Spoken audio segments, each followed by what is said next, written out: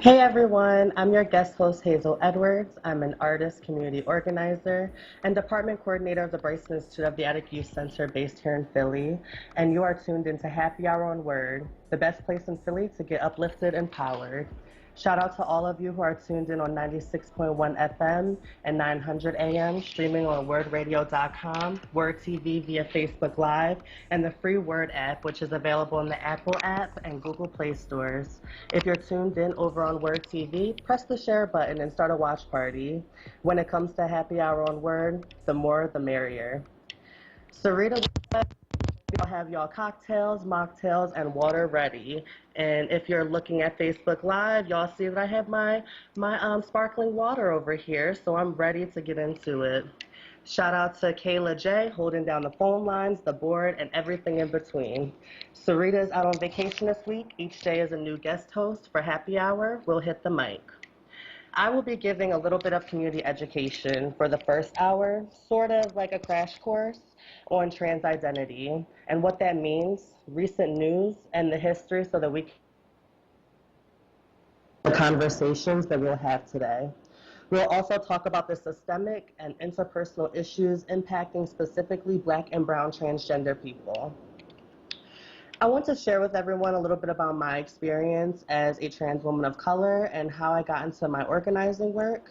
So I'm currently 23 years old. I started my organizing work when I was in high school. I was a senior in high school, and I knew I was a trans person, and I didn't feel comfortable, sharing that information. I was experiencing a lot of internalized transphobia. We're going to talk a little bit about what that is.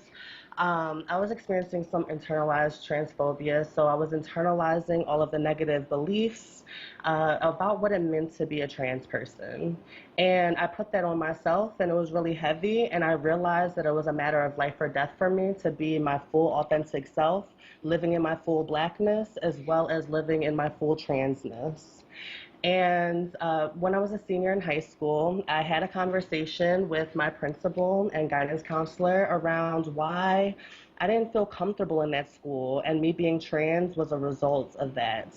I did go to a school here in Philadelphia. I'm from West Philly, born and raised, you know. And it was very difficult for me.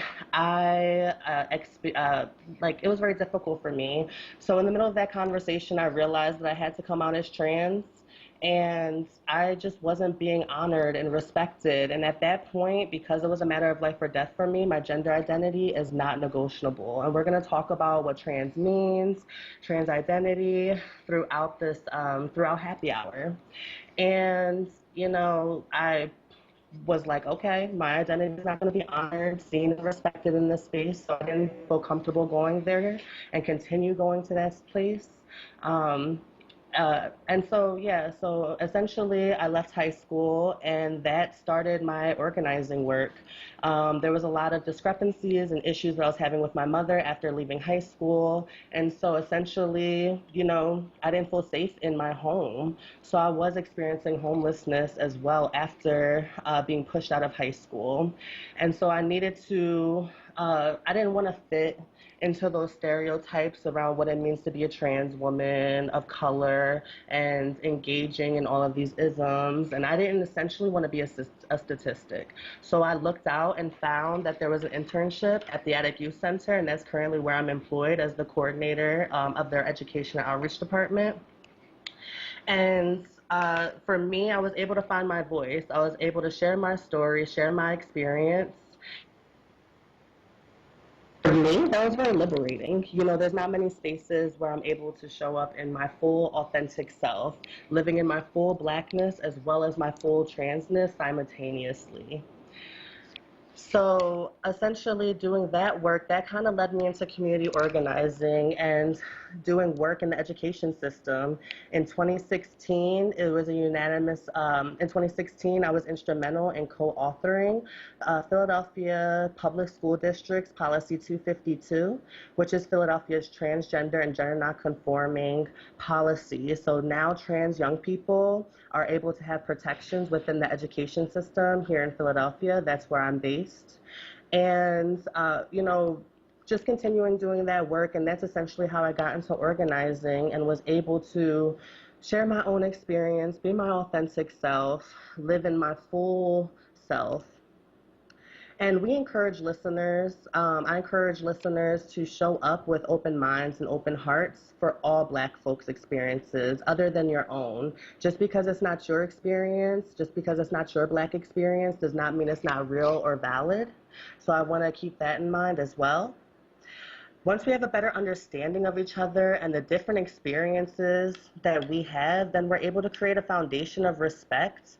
Then we're able to live in collective liberation and band together as a full community. Because I want to note that trans folks, there are Black trans folks, right? So when we are having conversations around Blackness, right, we need to include all of the spectrums and all of the intersections that Black folks can show up in. I'm ecstatic, actually, to have 4 Black trans community members and educators and trailblazers here in the city, breaking down barriers in Philadelphia and beyond. So at the 5 o'clock hour, we're going to have Madeline Morrison. She's affectionately known in the community as Miss Amina. She's a Black trans woman born and raised in North Philadelphia. She has worked tirelessly for Black and brown communities cross spectrum with a particular mission to uplift and advocate for Black and brown femmes, trans-identified individuals, and other oppressed communities. Then we're going to have Sunny Marks. They are a Black trans masculine person who is a community member and advocate for folks with disabilities. Yes, okay, disability advocates out here. That is extremely important, and oftentimes folks with disabilities get left out of the conversation as well when we're talking about specifically this Black uprising, right? Then at the 6 o'clock hour, we're going to have DJ Delish. She's a Black trans woman. She's a West Philly native. Yep, just like me, West Philadelphia, born and raised. And then she is also a DJ and producer, so check out her music. I know her music is out here on these streaming sites. And then we're going to have icon Ebony Fierce. They are an unapologetic Black gender nonconforming drag performer here in Philadelphia. They made huge strides in the nightlife scene and cultivated safe and affirming performance spaces for other Black and trans performers. So that's a little bit about the lineup that we have. They're gonna all talk about different things pertaining to their own experience. I do also just want to thank Word Radio 96.1. I want to thank y'all for being able to give this platform to community to have an intentional conversation for what it means to be Black and trans and to live in both of those identities simultaneously. I also encourage folks to call in, ask questions. But within doing that, I ask y'all to come curious, come questioning, but also come correct. Right? And so I recognize that all of us are in a learning curve, right? Even trans people, right? We have our own things that we got to work through. You know, we all grew up in the same society, right? So we had to do a whole bunch of unpacking ourselves as well to be able to get to the core of ourselves and our identity. Shout out to the other Black and brown, trans and gender nonconforming organizers based here in Philadelphia. Give a quick shout out to my friends out there in Philly. So we have Ty Unique Nelson. They are a non-binary. They are a Black non-binary young person out here doing the work. They're out here doing the thing. I need you to check out the type of work that they're doing. They're doing HIV and AIDS. They currently are employed at CHOP within the research department. So they're doing great work. Check them out. I also want to give a shout out to Thunder. So Thunder is another radical Black trans person out here doing the work as well. I've been seeing them out here getting their gardening up. Okay, I see you out here, you know, creating space for community. They also work at the Attic Youth Center with me. And I also want to give a shout out to Sunny. Sunny is going to be out here today. We're going to have conversations with Sunny later on. They're doing in their community. as well as Naima Sanchez. She works as the department coordinator for Trans Justice Initiative at the ACLU. Naima has always shown up for myself and so many other young Black and brown trans femmes and trans women out here. She has given so many opportunities, given her resources to be able to help support the younger generation out here and be able to like really uplift and empower us. And I just want to thank her and give her a huge shout out. We also have Jonice out here. Jonice is doing the work. I see you, Boo. Also, Leora, who's doing a lot of work with anti-gentrification work that is heavily needed, especially here in West Philly and in North Philly, where gentrification is just pushing so many of, Black folks out, and where we're not able to support, our living now because these random coffee shops are popping up, right? We oftentimes joke about that, like once a Starbucks comes, then we know there are property taxes going up, but that's a real thing. Right? That's like a real thing that's out here happening. Oftentimes, folks who are dealing with oppression, we use comedy, we use humor as ways to, make us not depressed and cry every day, right? But Leora's out here doing the thing as well. Also, Brianna. Brianna is a Black non-binary person out here, organizer. They're an artist. They are They're a performer, a writer. They're doing everything in the theater to be able to include Black and brown, trans, non-binary folks. They also have a few different writing platforms out here. So to like look them up and see what's going on with them. And then Tatiana. Tatiana is a Black trans woman who has created and cultivated spaces out here for Black trans folks. There's not many spaces out here specifically for Black and brown trans people out here. And I just want to give that huge shout out to all of those folks. Please Google us. See the work that is being led by other Black people. Again, just because we may not look the same, right? Just because we may not speak the same, but we are out here, in a Black experience that, should be able to talk about that, right? We should be able to have collective spaces where there's not many spaces where we are talking about collective liberation. And so, so thank y'all so much. And then we're going to get into the next segment after this. Now, a traffic update on Word Radio. Some slow spots early on the Philly roads. This report is sponsored by Lowe's. Schuylkill Expressway westbound at a crawl from Vare Avenue to South Street. That because of construction. Left lane is blocked. Just the right lane is getting by at the moment. Further west on the Schuylkill, slowing from Belmont out to the Conshohocken curve. Eastbound Schuylkill Expressway slows 476 into Gladwin. And then you're jammed from Girard to South Street. An earlier crash there. It's been cleared. Vine Expressway eastbound jams 8th Street into 95. Westbound stop and go from Broad Street back to the Schuylkill Expressway.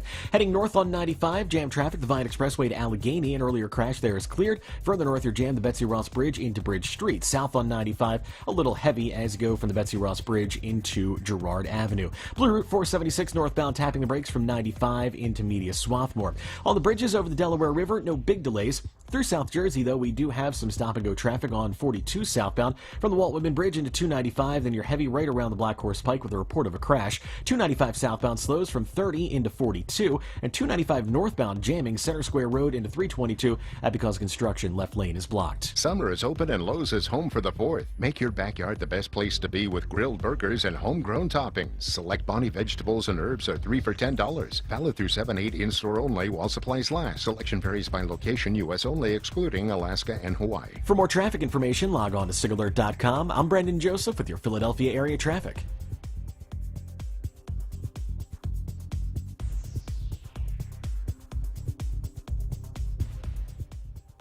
So you just finished binge watching that entire TV series? Now it's time to binge listen at wordradio.com. Check out our archives of WURD on demand and listen to some of the most memorable moments from your favorite hosts. Word Radio on Demand. Check it out right now at wordradio.com/podcasts.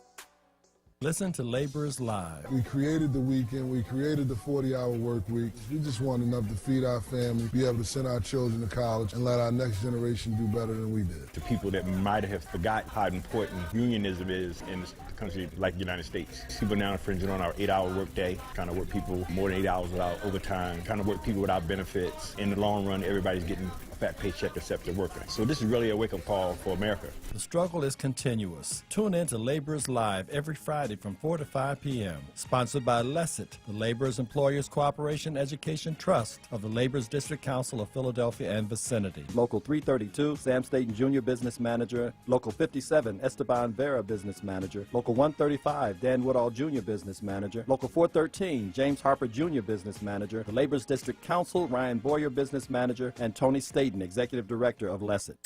This is Word Radio, independent black media. It's Happy Hour with Sincerely Sarita right now on Word Radio and wordradio.com.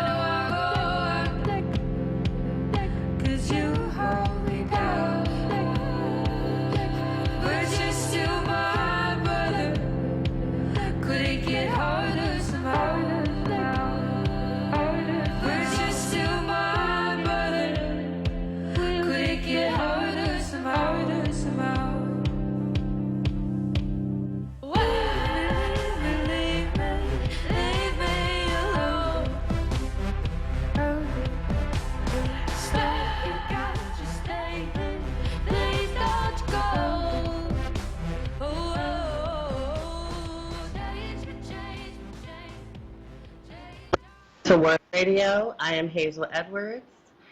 So I'm about to go into a really quick crash course around trans identity and then, share some stuff.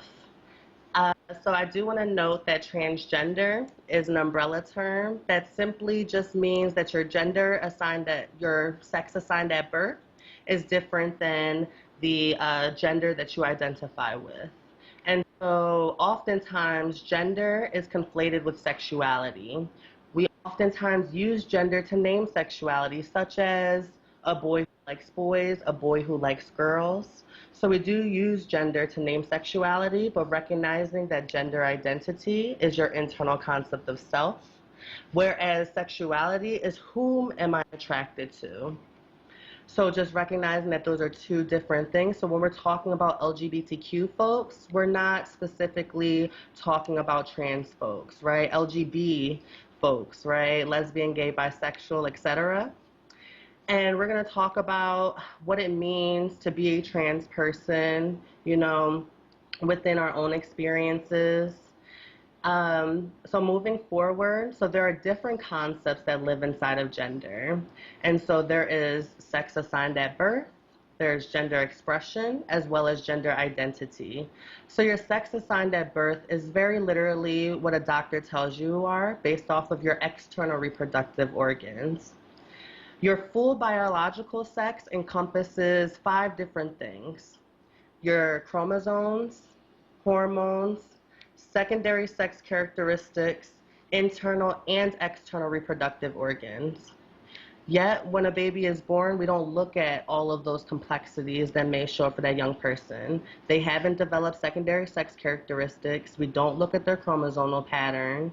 We don't look at their internal reproductive organs. So we're just literally basing their sex assigned at birth based off of their external reproductive organs. But then that is when we begin to see intersex folks show it up.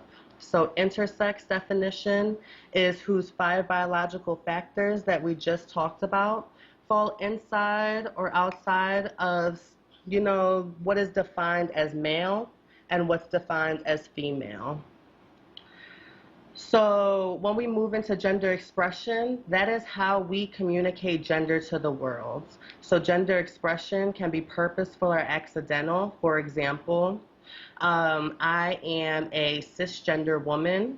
So cisgender means the same side as in Latin. So it's when your gender identity and your assigned sex are the same. Conversely, you're transgender. The reason why we have the language of cisgender is so that when we're having conversations around transness, trans people, trans liberation, trans rights, it restrains us from saying trans women and normal women, right? It restrains us from saying trans men and real men, right? You're either a cisgender person or a transgender person. Both are real, both are normal. So then I'm a cisgender woman, so I wake up for work in the morning. It's a warm, breezy day outside. And I decided to put on this warm, breezy dress, right? This breezy dress. I go to work, I get compliments, and it feels like a good day. Conversely, I'm a transgender woman. So I'm assigned male at birth, and my gender identity is a woman. I'm getting ready for work in the morning, and instead of putting on that dress for work in the morning, I decide to put on a tie, a blazer, some slacks. I go to work, I get some compliments, but it doesn't feel like such a good day. So that cisgender woman in that first example accidentally displayed gender expression. She didn't put on that dress to try to prove her womanhood or say, hello world, I'm a woman. You know, it was a warm, breezy day outside, right? She just got that dress off clearance from Forever 21. She's trying to sell her coworkers, right? Conversely, that transgender woman purposefully dressed in a way that did not align with her gender identity because maybe she'll experience violence in her neighborhood if her neighbor saw her wearing a dress. Maybe she'll be fired from her job or fear that safety. So there's many different ways that transgender and or cisgender folks may both accidentally or purposefully display gender expression. I know that right now I'm dressed pretty high femme if you're looking through Facebook Live on Word Radio. Y'all, I'm very femme presenting. But if I wanted to go to play basketball, yes, I play basketball and I'm popping. So instead of, you know, putting on a skirt, right, I'm wearing some ball shorts, some Nikes.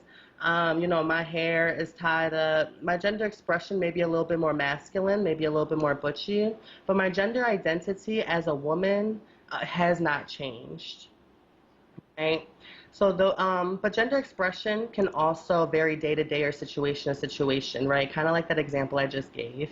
So my gender expression varies, right, based off of who I'm around, where I'm at, right? If I'm at home chilling and I'm wearing lounging clothes, I'm wearing a baggy shirt, some baggy pants, right? My expression is more masculine, but my woman. And then gender identity's definition is your own internal concept of self, right? Major dictionaries include gender identity with the describing it or defining it as a person whose gender identity does not match solely or at all with the gender or the sex given to them at birth, right? So I was assigned male at birth, for example. I am assigned male at birth, but I identify as a woman. I do not identify as a man. Conversely, right, you're a cisgender individual. If you were assigned male at birth and you identify as a man, right, you're a cisgender man. Now I want to get into a little bit about the context. So far too often, Black and brown transgender individuals are left out of this conversation from the overall Black Lives Matter movement and conversation. We use the same oppressive toolkit oftentimes. We use the same oppressive toolkit to create a hierarchy within our own Black community. We structure a privileged and oppressed power dynamic to value some Black lives over others. Although folks like Breonna Taylor and George Floyd lives are valuable and their names should be spoken, first I want to take a moment of silence for them. Folks like Tony McDade fall through the cracks. So media news outlets stated that he was shot in the back on May 27, 2020. Tony McDade was a Black transgender man. So his assigned sex was female, but his gender identity is a man. So he's a transgender man who was killed by the Tallahassee, Florida police. And the state is still refusing to share the officer's name who killed him. Right? So when we're talking about we need to arrest and charge these cops and these police officers who are actively out here killing folks, right? Killing Black folks, regardless of your transgender or cisgender, they're out here killing folks, right? And so we have to, we have to, they're not even they're not even sharing the person who killed them, right? Currently, that cop is under a law in Florida that protects victims, and it's ridiculous to me. But we're not saying Tony McDade's name at a mainstream platform and sharing, he is also a person who was murdered by the police. And this was just days right before the Black uprising and George Floyd's death.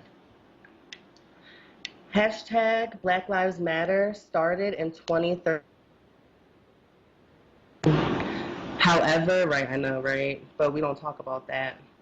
However, when we're talking about the violence that impacts Black trans individuals, perpetuated once by our own Black community and the police, when we march for our Black lives with you, y'all are mad, and when we are murdered, y'all are silent. Alicia Garza is a civil rights activist and writer known for co-founding the International Black Lives Matter movement. She has organized around the issues of health, student services and rights for domestic workers, ending police brutality, anti-racism, and violence against transgender and gender nonconforming people of color. With Opal and Patrice, Alicia birthed the Black Lives Matter hashtag. She is credited with inspiring the slogan. After July 13th acquittal of George Zimmerman of murder and the death of Trayvon Martin, she posted on Facebook, "I continue to be surprised at how little Black lives matter. Our lives matter."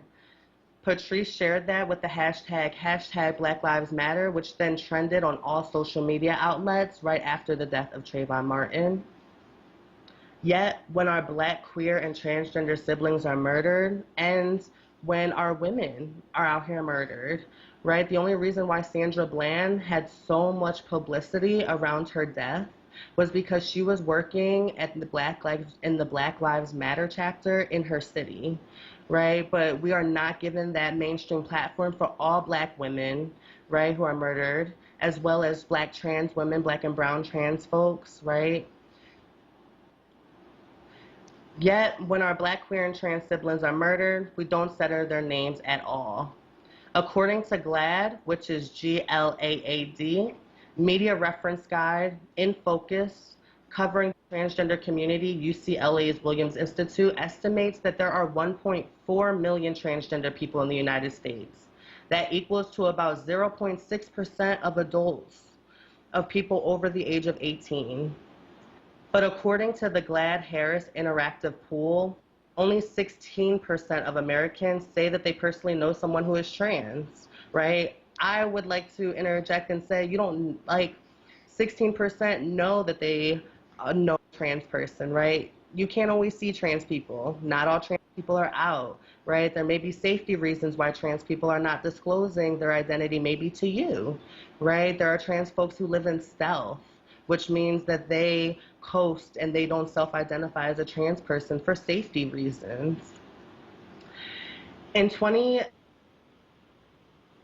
when non-conforming people are murdered, the Human Rights Campaign tracked that 91% of them are Black trans women. So out of all of those 1.4 million trans people that we just talked about, right, a lot of the trans-specific violence is towards Black trans women because we live at the intersection of racism, misogyny, and transphobia, all creating a new and unique experience within systems of oppression, right? That's when we're talking about intersectionality and talking about all of our identities, right? My experiences navigating the world as a Black trans woman is going to be different than a white trans woman, right? Oftentimes I see Black trans women here in Philadelphia working in HIV and AIDS or LGBTQ nonprofits, but you know, I can go to the bank and have a white trans woman be my bank teller, right?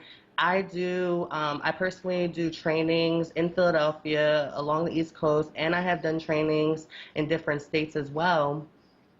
And for corporations, and I see white trans women sitting there, right? White trans masculine people being able to obtain those jobs because their race is still not a barrier for them, right? They're not experiencing racism because they're a white person.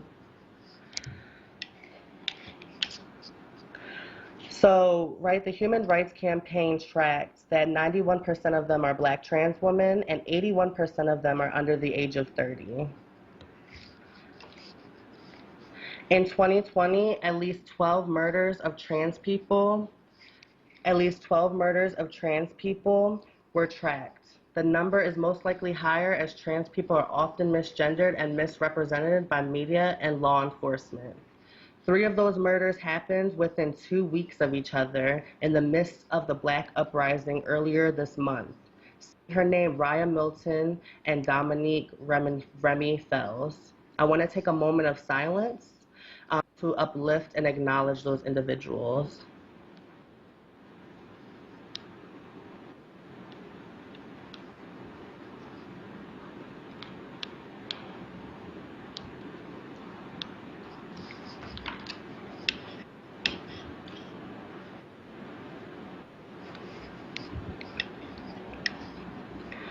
So Dominique, this is really touching for me. Dominique, she was found, her body was severed. Her remains were found in the banks of the Schuylkill River on June 8th, 2020, right?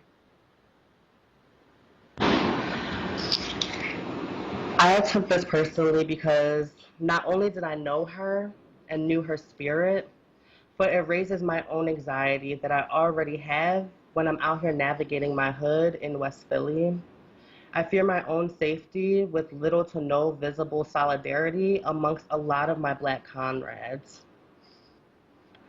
In the midst of the Black uprising on June 4th, 2020, a video was posted on social media and various news outlets of Ayanna Dior. Ayanna Dior is a Black transgender woman. She was getting jumped by dozens of Black folks in Minneapolis. Since then, she did an interview on Facebook Live. She was so fortunate and lucky to have been able to survive that, one. On Facebook Live, she had discussed what happened, and she shared that it was over a car accident when she was parking her friend's car. She shared that they were saying transphobic remarks and homophobic remarks. They threatened her, and she didn't even have the money to repair the car that she hit right then and there. The video showed her running in a gas station with no support from the staff or bystanders. She was lucky because not only is many Black trans women not going to survive that, but she said in her interview, which really, really, really hit home for me, she said they were trying to drag me out of the store. If I let go of the counter that night, they would have killed me. And that really hits my spirit because I really feel that. I want to share an excerpt from Huey P. Newton's speech he gave while he was in New York on August 15th, 1970. The speech is on the women's rights liberation movement and the gay liberation movement. And I encourage everyone to read the full piece. Huey P. Newton, for folks who don't know, is one of the co-founders of the Black Panther Party. This would be a great way to transition into the rest of the conversation when we're talking about collective liberation and intersectionality. Start quote. During the past few years, strong movements have developed among women and among homosexuals seeking their liberation. There have been some uncertainty about how to relate to these movements. Whatever your personal opinions and your insecurities are about homosexuality and the various liberation movements among homosexuals and women, and I speak of homosexuals and women as oppressed groups, we should try to reunite with them in a revolutionary. I'll say, whatever your insecurities are, because as we all very well know, sometimes our first instinct is to hit a homosexual in the mouth and want a woman to be quiet. We want to hit a homosexual in the mouth because we are afraid that we might be homosexual. We want to hit a woman or shut her up because we are afraid that she might castrate us or take the nuts that we might not have to start with. We must gain security in ourselves and therefore have respect and feelings for all oppressed people. We must not use the racist attitudes that the white racists use against our people because they are Black and poor. Many times the poorest white person is the most racist because he is afraid that he might lose something or discover something that he does not know that he has. You're some kind of a threat to him. This kind of psychology is in operation when we view oppressed people. When we are angry with them because of this particular kind of behavior or their particular kind of deviation from the established norm. When we have revolutionary conferences, rallies, and demonstrations, there should be full participation from the gay liberation movement and women liberation movements. Some groups might be more revolutionary than others. We should not use the actions of a few to say that they are all reactionary or counter-revolutionary because they are not. First of all, that was a very, very, very powerful 3 paragraphs from the full length of the speech of Huey P. Newton's speech on women's liberation and the gay rights liberation in 1970 that he said in New York, and Sylvia Rivera, who is one of the leaders in the gay rights movement, was also there speaking. I want to note that the first LGBTQ Pride started as a protest in the early 70s after the Stonewall riots on June 28, 1969. The Stonewall riots was a LGBTQ riot against police brutality towards the LGBTQ community, and it was led by Black and brown trans women. And at the time, Marsha P. Johnson, she was the person who threw the first brick.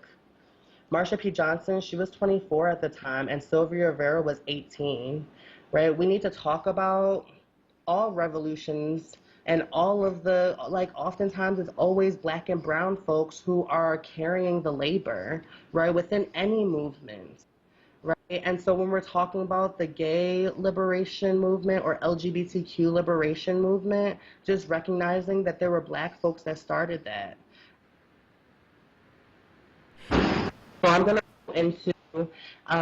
go into the commercial break today. So you're listening to Word Radio. I'm Hazel Edwards, and we'll be right back. Dietz & Watson has been making premium meats and artisan cheeses for over 80 years. And when it comes to stacking sandwiches and party platters, they've got something for everyone in the family, like maple honey turkey breast, American cheese, buffalo chicken, and more. So get to your local deli and taste 4 generations of family recipes. With Dietz & Watson on the table, you'll have everyone coming back for seconds and thirds. Dietz & Watson, it's a family thing since 1939. Be heard. Want another way to join the conversation? Follow us on social media using the hashtag onWURD. Be heard. Stay connected to Word Radio. Independent Black Media. Pico has many ways to help you lower your energy usage and save money at home. Here's one. Have an old working fridge or freezer in your garage or basement? Pico will pick it up, dispose of it responsibly, and give you a $75 rebate. That's right, $75. Plus, you could save as much as $150 a year on your energy bill by getting rid of it. Just schedule your pickup at pico.com/recycling or call 1-888-5-PICO-SAVE today. Be sure your fridge or freezer is plugged in and working at time of pickup. It's Happy Hour with Sincerely Sarita right now on Word Radio and WordRadio.com. Yo, I'll tell you what I want, what I really, really want. So tell me what you want, what you really, really want. I'll tell you what I want, what I really, really want. So tell me what you want, what you really, really want. I wanna really, really, really wanna zig a zig. If you want my future, forget my past. If you wanna get with me, better make it fast. Now don't go wasting my precious time. Get your act together, we could be just fine. I'll tell you what I want, what I really, really want. So tell me what you want, what you really, really want. I wanna really, really, really wanna zig a zig. If you wanna be my lover, you gotta get with my friends. Make it last forever. Friendship never ends. If you wanna be my lover, you have got to give. Taking is too easy, but that's the way it is. What you think about that? Now you know how I feel. Say you could handle my love. Are you for real? I won't be hasty. I'll give you a try. If you really bug me, then I'll say goodbye. Yo, I'll tell you what I want, what I really, really want. So tell me what you want, what you really, really want. I wanna really, really, really wanna zig a zig. If you wanna be my lover, you gotta get with my friends. Make it last forever.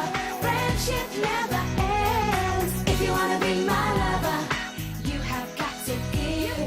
Taking is too easy, but that's the way it is. So here's the story from A to Z. You wanna get with me, you gotta listen carefully. We got M in the place who likes it in your face. You got G like MC, who likes it on a easy V, who doesn't come for free. She's a real lady. And as for me, how you'll say, slam your body down and wine, it's all around. Slam your body down and wine, it's all around. If you wanna be my lover, you gotta get with my friends.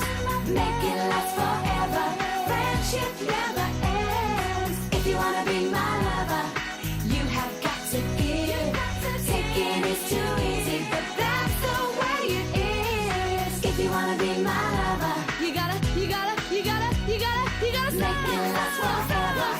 Slam your body down and wine, it's all around. Slam your body down and wine, it's all around. Slam your body down and wine, it's all around. Slam your body down and zig a zig.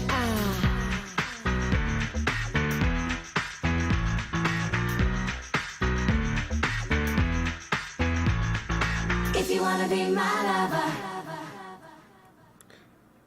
You are listening to 96.1 FM 900 AM WURD. This is Happy Hour. Hazel Edwards is your guest host today, while Sarita gets some much needed R&R. Of course, I am none other than Kayla J, and I want to invite you to this conversation. I know you all have some questions. You're listening. You're like, Trans 101, what is this? What is she talking about? So be sure to call in right now, 215-634-8065, or toll free at 1-866-361-0900, and be sure to write your questions in the comment section of our Facebook Live as well. Back to you, Hazel, continuing the good information. Hey, folks. So I want y'all to know phone lines is open. Thank you so much, Kayla, for introducing that and bringing us back in. Oftentimes when we have conversations around transgender people, usually is without trans folks present, right? We oftentimes talk about bathrooms, The only reason that we are having these conversations around bathrooms a lot of times is because folks are focusing on a very specific area. But we're not actually looking at the full humanity of a trans person or what it means to be a trans person navigating these different spaces. And so, yeah, on June 15th, 2020, the Supreme Court landmark ruling extended workplace discrimination protection to cover sexual orientation and gender identity. And that is a huge win in the fight for LGBTQ equity. However, 21 states have religious freedom laws which protect folks from discriminating against individuals based on their own religious views. But that also includes public denial into spaces with public access. And you know what that sounds a lot like? Segregation, right? Not actually including folks and actually denying trans folks to be in public spaces and denying trans folks to be in certain public spaces. Prior to the ruling a week and a half ago, there were 26 states without a law prohibiting employment discrimination on the bias of sexual orientation or gender identity. Pennsylvania was one of them, and that meant if I wanted to move out of Philadelphia, Philadelphia has their own citywide protections, but if I wanted to move to the county, then it would be 3 times harder for me to obtain employment. Sexual orientation and gender identity play a significant role in determining if a person's income might fall below the poverty threshold. A new study found, released in October by UCLA School of Law Williams Institute. I get a lot of my sources from the Williams Institute. They're based in California. They're doing such great work. So the research titled LGBTQ Poverty in the United States founded that about 1 in 5 LGBTQ people, which is 21.6% in the US, experience poverty compared to 15.7% of straight and cisgender individuals. Again, if you're just tuning in, cisgender just means you identify with the same sex given to you at birth. Conversely, for example, I'm transgender. But the rate is most likely higher, right, due to the trying times that we are in right now with COVID-19. I first want to know, I hope everyone is out here.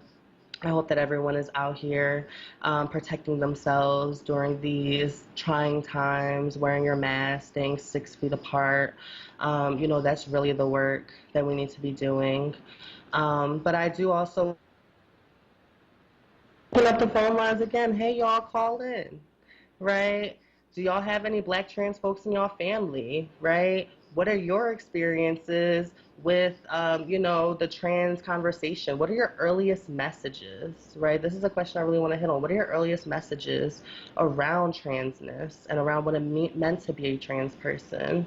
Because I feel like that's important to note as well, because I know growing up for me, my earliest messages of specifically Black trans women were on Jerry Springer and Maury Povich. But we also know that those types of TV shows exploit Black people, exploit trans folks, exploit folks with disabilities just for greater ratings, right? So I just want to throw that out there for folks. If y'all are willing and open to having a conversation, joining this conversation. Hey, Hazel, we have a few callers on the line. Yes, bring them in. So let's go to line 1, Lisa. Hey, Hazel. This is Hey. I just want to say how proud I am of you and all of your accomplishments. Oh my gosh, this is my mother. You are a wonderful woman, and I am proud to be your mom. Aw, thank you, Mom. And I'm calling you from Detroit, Michigan. Mom, you're trying it. Thank you so much for that love, Mom. You're welcome. Talk to you later. Talk to you later. All right, let's go to line 2, Antoinette. Hi. Hi. How are you? I'm doing good. How are you? Oh, well, I am just, doing, real good right now. And I just wanted to say that I love all people. Mhm. Everyone has a choice to their preference. And it's not for me to judge. I love you, and I love everybody. And no one has the right to take anybody's life because of their perception of who people should be. And I just want to say I love you all. I support you all. And I just want to say I love you. Oh, thank you. You know, and you know, I just love you all, and it's real sad that people, you know, it's killing people, you know, because of who they are and the choices that they make. You have a right to snuff somebody's life out. That's not right. And I'm glad that you all have, you know, protective rights, you know. And I just say I love you all. I love people. Yes, thank you so much for showing that love on the radio so publicly. Thank you so much for showing up for our community and for us, you know, as we show up for y'all. You know, I really appreciate you calling in. So we're going to move along into a break, and then we're going to have some guests show up on this radio station. So you're listening to Word Radio. I am Hazel Edwards, and we'll be right back. Check out the Source lineup on Word Radio. Mondays, get ready for the rapping professor, Dr. Aaron Smith. On Tuesdays, it's Andrea Lawful Sanders. Then on Wednesdays, it's the Black Women's Leadership Council. On Thursdays, it's a second helping of Andrea Lawful Sanders. And on Fridays, it's Tiffany Bacon. Don't miss the Source. Monday through Thursday, 1 p.m. till 4 p.m. and Fridays, 10 a.m. till 1 p.m. Exclusively on Word Radio, 96.1 FM and 900 AM WURD. Streaming live on wordradio.com and on the Word Radio app.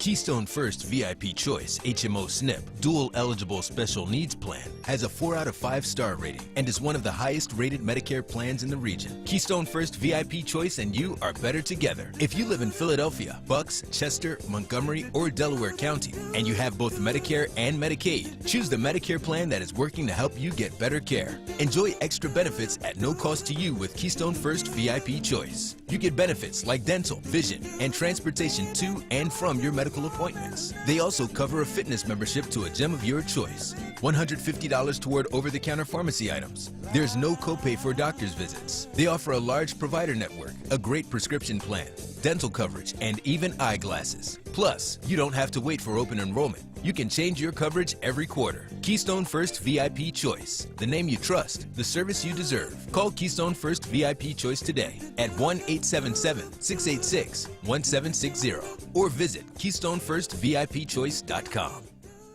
In Pennsylvania, everyone counts, and everyone needs to participate in the census. Our population count determines our voice in government and how much federal funding our communities receive for health care, food assistance, education, transportation, housing, and more. So every infant and child, every foreign and U.S. citizen, everyone matters. For a stronger future, we all need to count. To learn more, go to pa.gov/census. This is not a fad for us. We will not resume our regular programming when things die down. We're not black to help our bottom line or because it's politically correct. We're not joining a fight. This has been our fight, our message, our people. Black lives have always mattered here. We are undeniably, indefatigably, unapologetically, permanently Black Talk Media. WURD.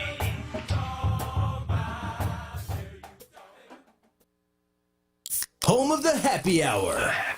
With Sincerely Sarita. This is Word Radio, 96.1 FM and 900 AM WURD Philadelphia. Streaming live at wordradio.com and on the Word Radio app.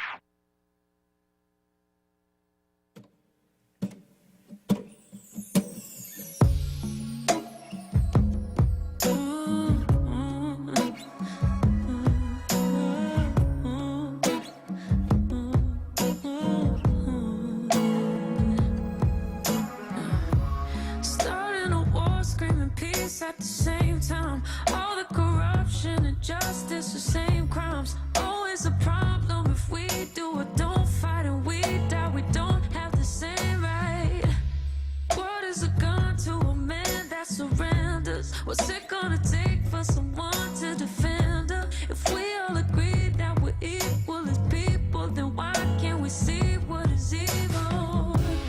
I can't breathe. You're taking my life from me. I can't breathe. Will anyone fight for me?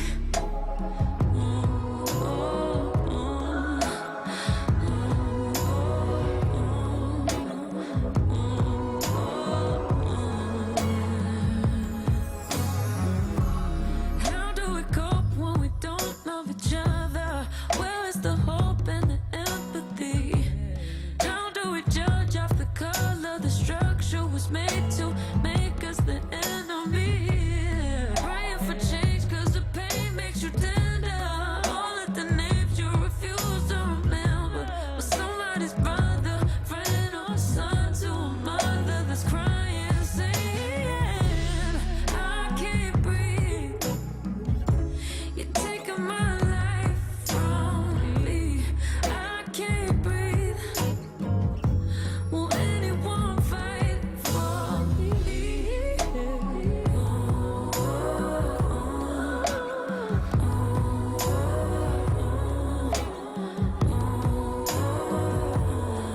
Anyone fight for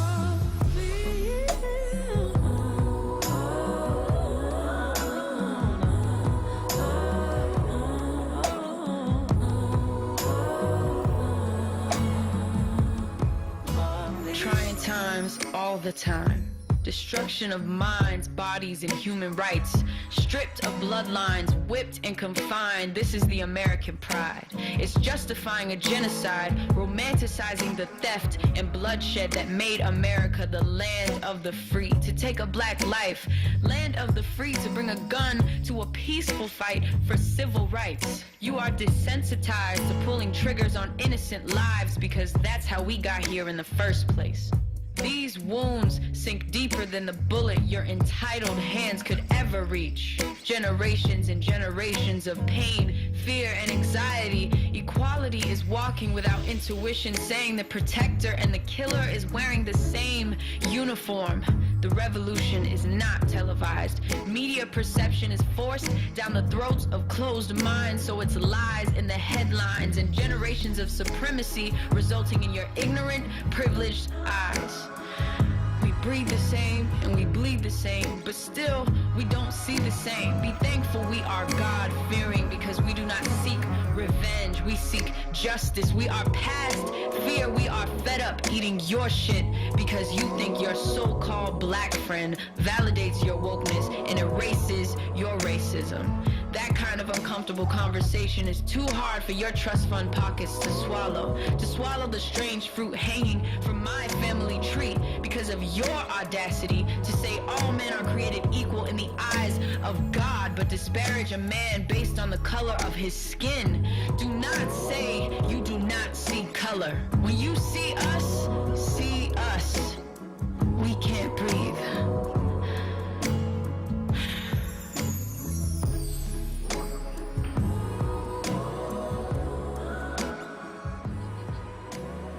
Oh, let me see. Not.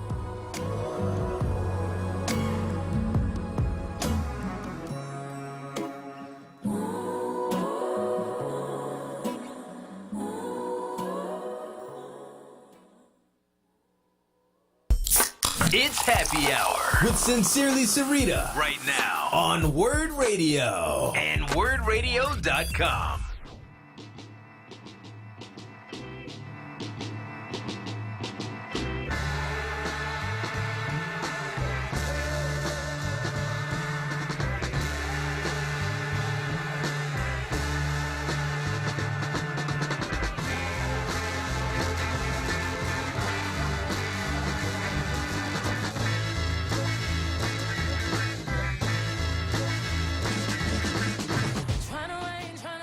One. Hey everyone, you're listening to 96.1 FM Word Radio. I'm Hazel Edwards, and I am here with the gorgeous Madeline Morrison. If you're looking on Word Radio Live, 96.1 Radio right now, then you can see her gorgeous face. She is also my aunt. You know, we all in the family here. Listen, Yes. the girls that are trans together stay together. So, yeah, so I would like to start off, and say, please start off by sharing a bit about who you are, what's the work that you do. Yeah. Alrighty. So hello everybody. My name is Madeline Morrison. I'm affectionately known in the community as Miss Amina.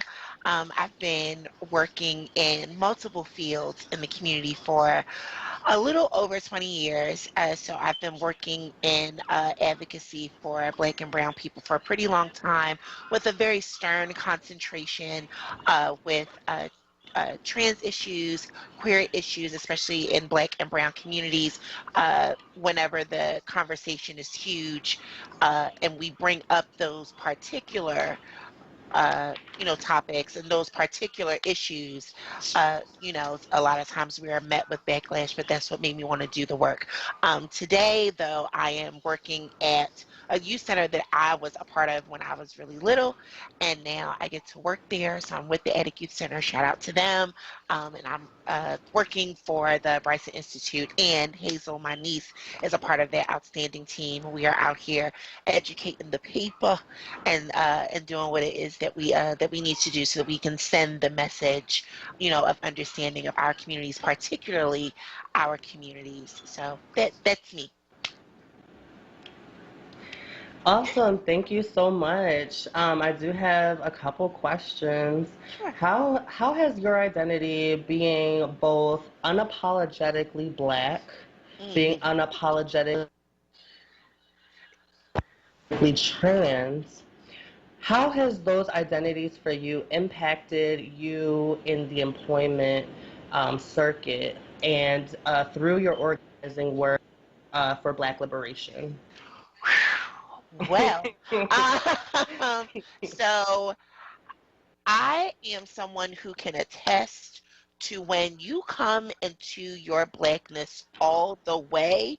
And let me explain what I mean by that. When you get to unapologetic status, that is to the point where your mind, your body, and spirit is whole enough to know that all three of those things can live in one entity at one time, and you speak from that space no matter where you are. When I tell you the institutions, not only do they listen, but they react in accordance to their design, and it is not pretty.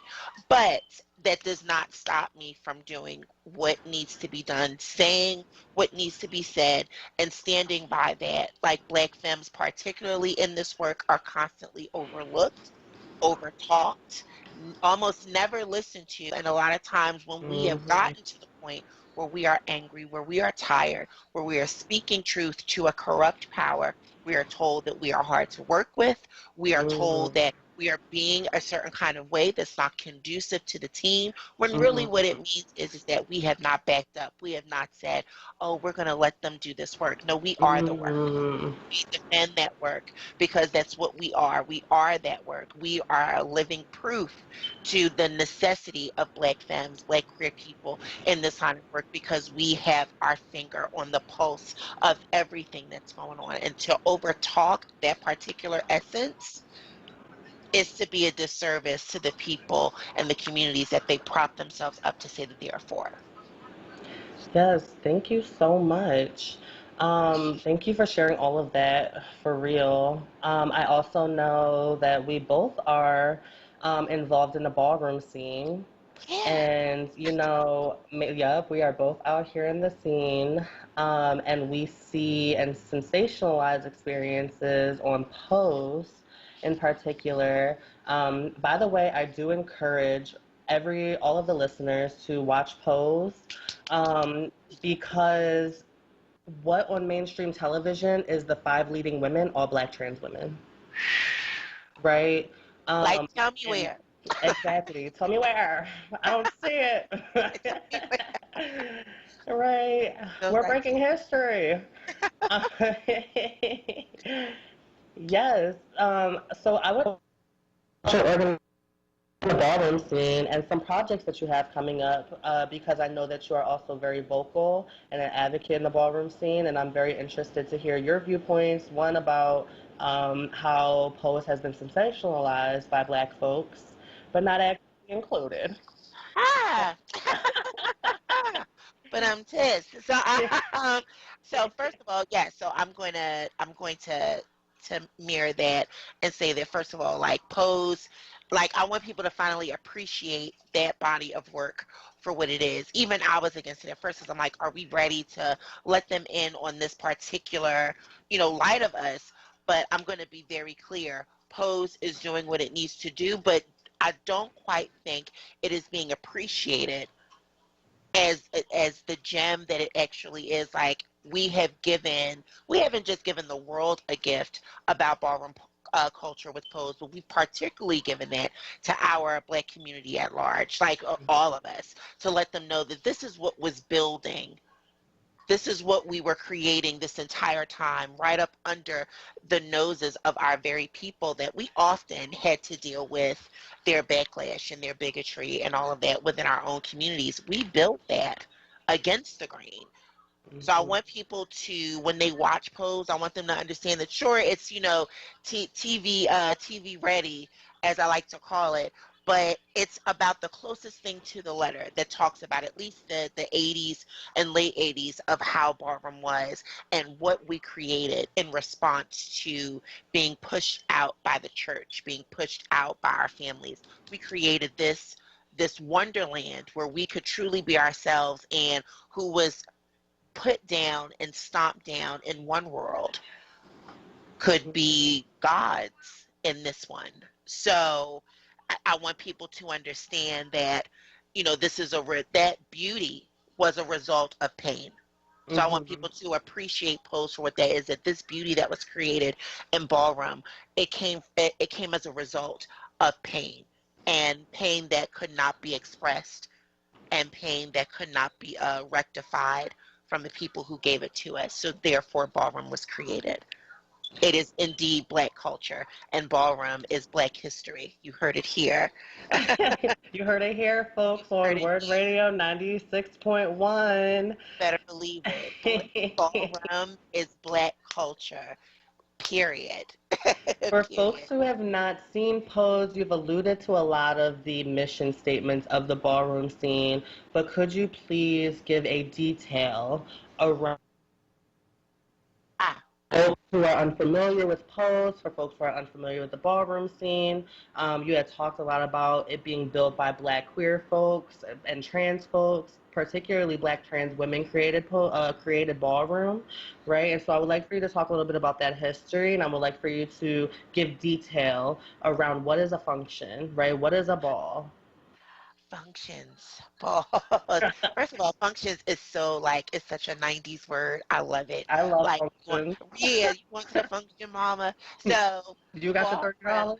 Right. You got your $20, girl. Yeah, 20 bones for the function.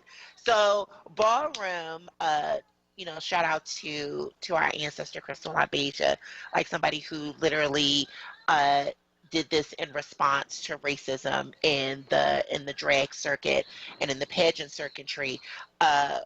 We were able to have this. Who insists on? Somebody is calling me down from New York. So, it was something that was created from this one space. So here's the thing. There's many stories.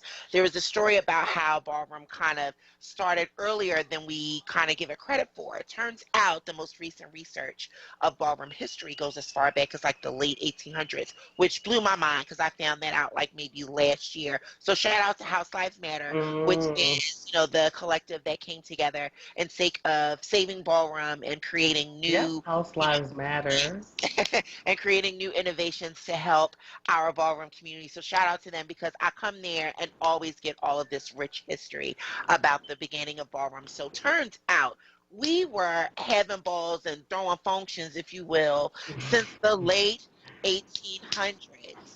So this Mhm. goes to show that queer culture has always been around, the pageantry and the fun competition and the building of families and tribes and villages within villages and these different sectors where we all brought our talent to light. So it all came from there. So pushing it up to the 60s where Crystal Abeja and all of them were kind of phasing out of pageantry and coming into ballroom. So that's around like the 70s or so. So then this was the creation of a function. So functions were you rented a space, the girls, play by ear when it's going down. We come together. A function is basically a ball. There is music, there's a DJ, there's a commentator. This is the MC. This is the person who guides you through, the ball, lets you know what categories are coming up. Categories. There were several categories that, queer, black, and brown people are part of ballroom. So there was space. So that was, were you the lovely one who was serving a space the way we wanted to have kids structure, all things, and there was bodies. So back then, if the girls wanted to have modeling things, if they wanted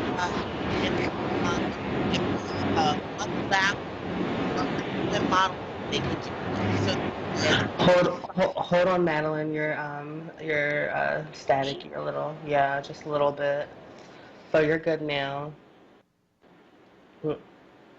Oh, wait, now I can't hear you. How about now? Yep, good. There we go. Yes, watch the bundles, girl. Yeah. So, so there was, there's face, we said body, and then there's, of course, What's realness. body? Oh, body is, bringing body. If you were a model, were you model-esque or were you luscious?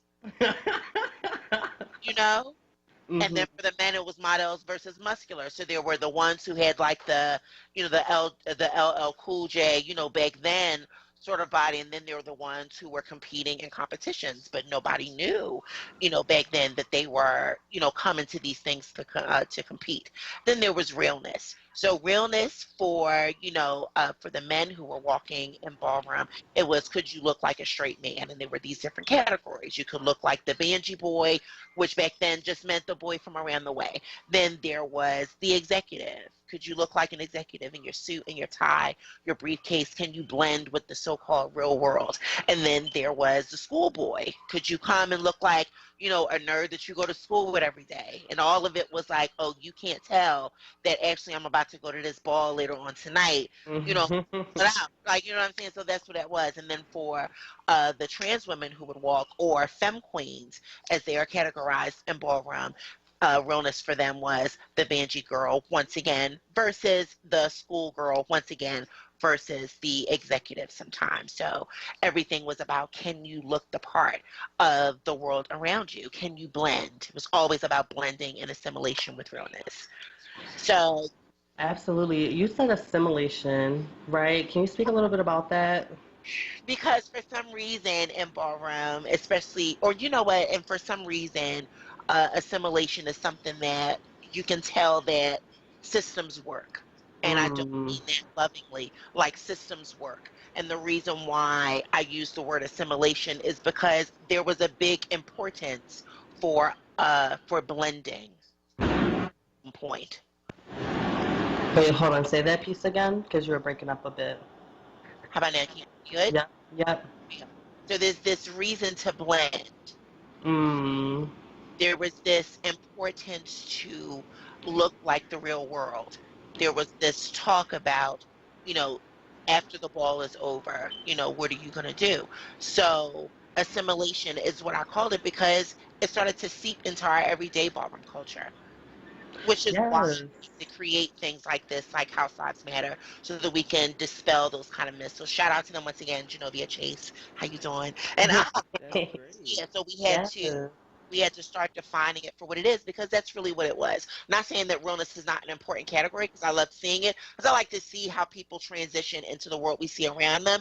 Not really for me about to say like who's realer than who. That's not why I like Yes, thank you so much. Listen, we can be talking about this all day. We're going to talk about this when we get back from break, girl. Talk a little bit about the structure of houses, about all of that jazz. And so you're listening to Word Radio. I'm Hazel Edwards, and I'll be right back. Holistic health information every weekend with Dr. Paul. Saturdays during the Holistic Hour at 9 a.m. and Sundays during the Green Hour at 3 p.m. right here on WURD 96.1 FM and 900 AM. Streaming live at wordradio.com and on the Word Radio app. PHL, this is Councilwoman Sherelle Parker. For the last several weeks, Philadelphians have stood up for justice. As the summer comes, we need to keep standing up for public health too. I was proud to see Philadelphians wearing their masks as they raised their voices these last few weeks. We need to keep wearing our masks to protect our families, friends, and neighbors. My mask protects you, and your mask protects me. Mask up, Philly. No fear, just facts. This is WURD, independent black media.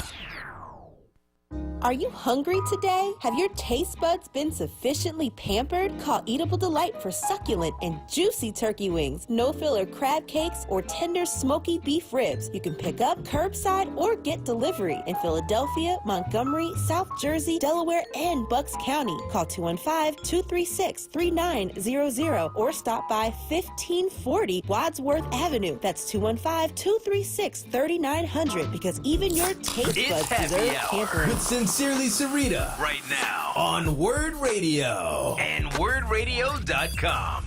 Grab your mic. It's time for Kayla J's Karaoke Song of the Day.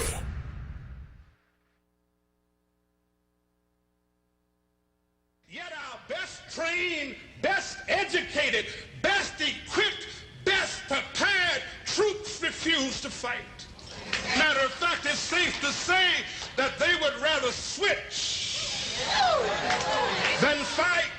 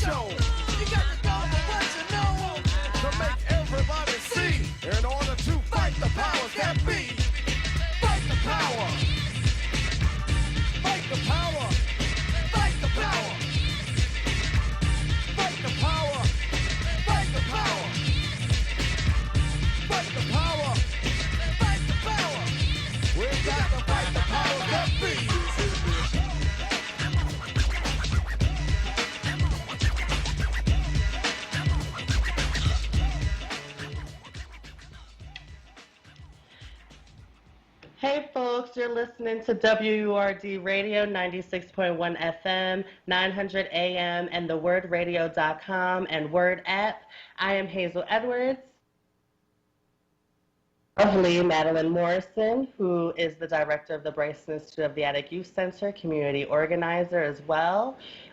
We were just discussing ballroom culture and pose and talking about, the structure of society and, the way that ballroom culture was created to really live out a fantasy that we were not able to obtain and a lot of times are not still able to obtain with success and beauty and love. And so we're back with Madeline Morrison. I have another follow-up question. I want to talk about how our houses structured. What are those logistics? What if I wanted to get into a house? What can I give? What can I give? Okay. So let's talk houses. So houses are structured, well, originally they were constructed as a mother and a father. And of course, they would recruit children to be a part of their house. Houses, as some may be familiar with, were named after designers, popular manufacturers at the time. So Revlon, Milan, Ebony, which is like a long-standing house. Shout out to the House of Ebony. Pendavis, Extravaganza, another famously named house. Two of the dancers from the House of Extravaganza danced with Madonna. So there is a lot to speak to around like that. But in the future, as in during my time, during my more long-standing era, between 2000 and 2011 or so, probably in the mid-90s, that's when they started to give other titles and stuff in the house. So there were mother and father, then there was a grandfather and a grandmother, of course, in tradition, but then there was prince and princess, emperor and empress. And so it was all of these different things, but these people had different duties and everything in the house. Some people set up their houses more of a business style. So they were secretaries and they were publicists and all of that. People who were able to bring certain talents in this whole different way of promoting their houses. But if you wanted to join a house, say I want to come to the house and I want to walk performance or I want to Vogue.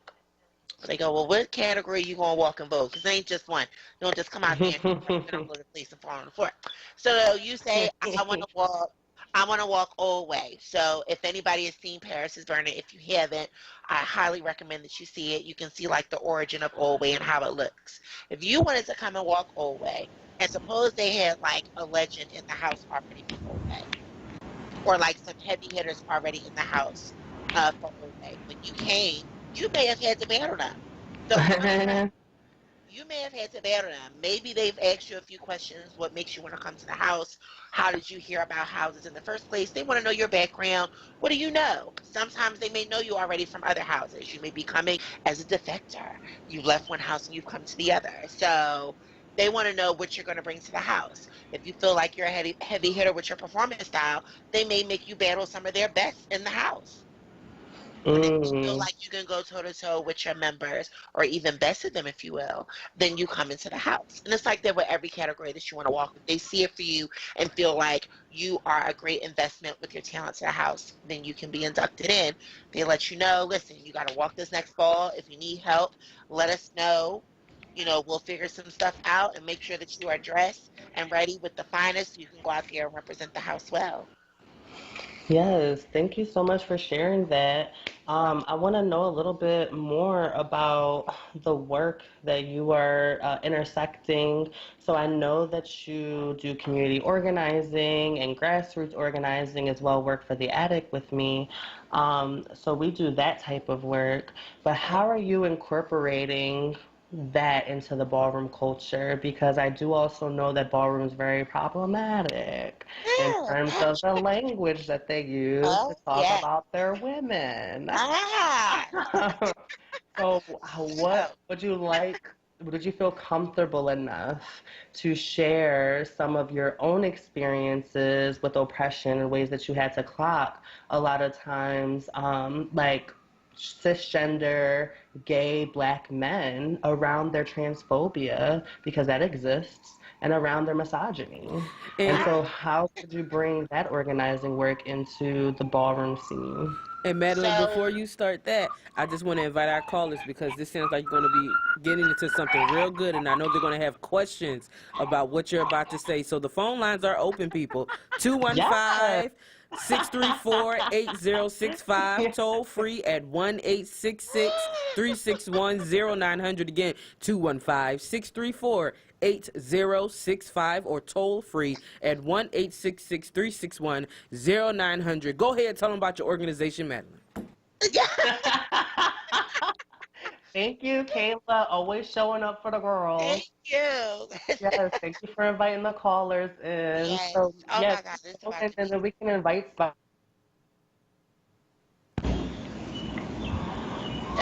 Hello.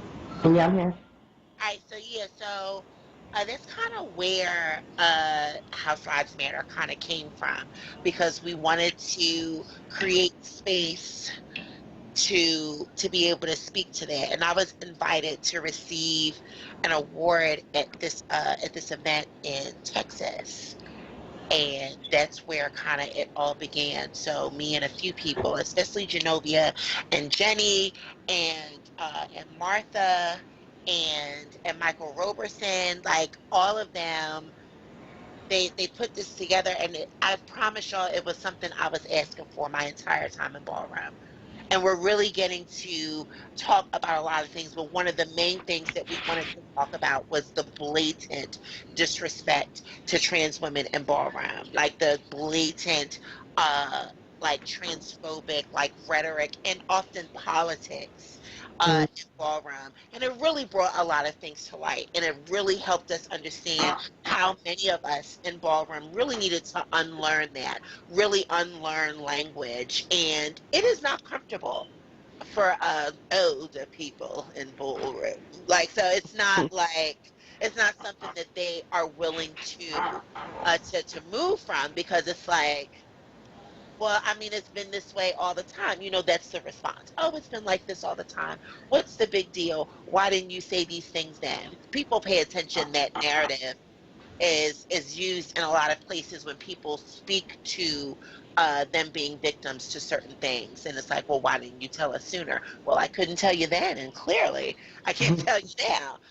But House Lives Matter was able to bring all of that to one space where all of us could come together and not just exchange education with one another, but really share love.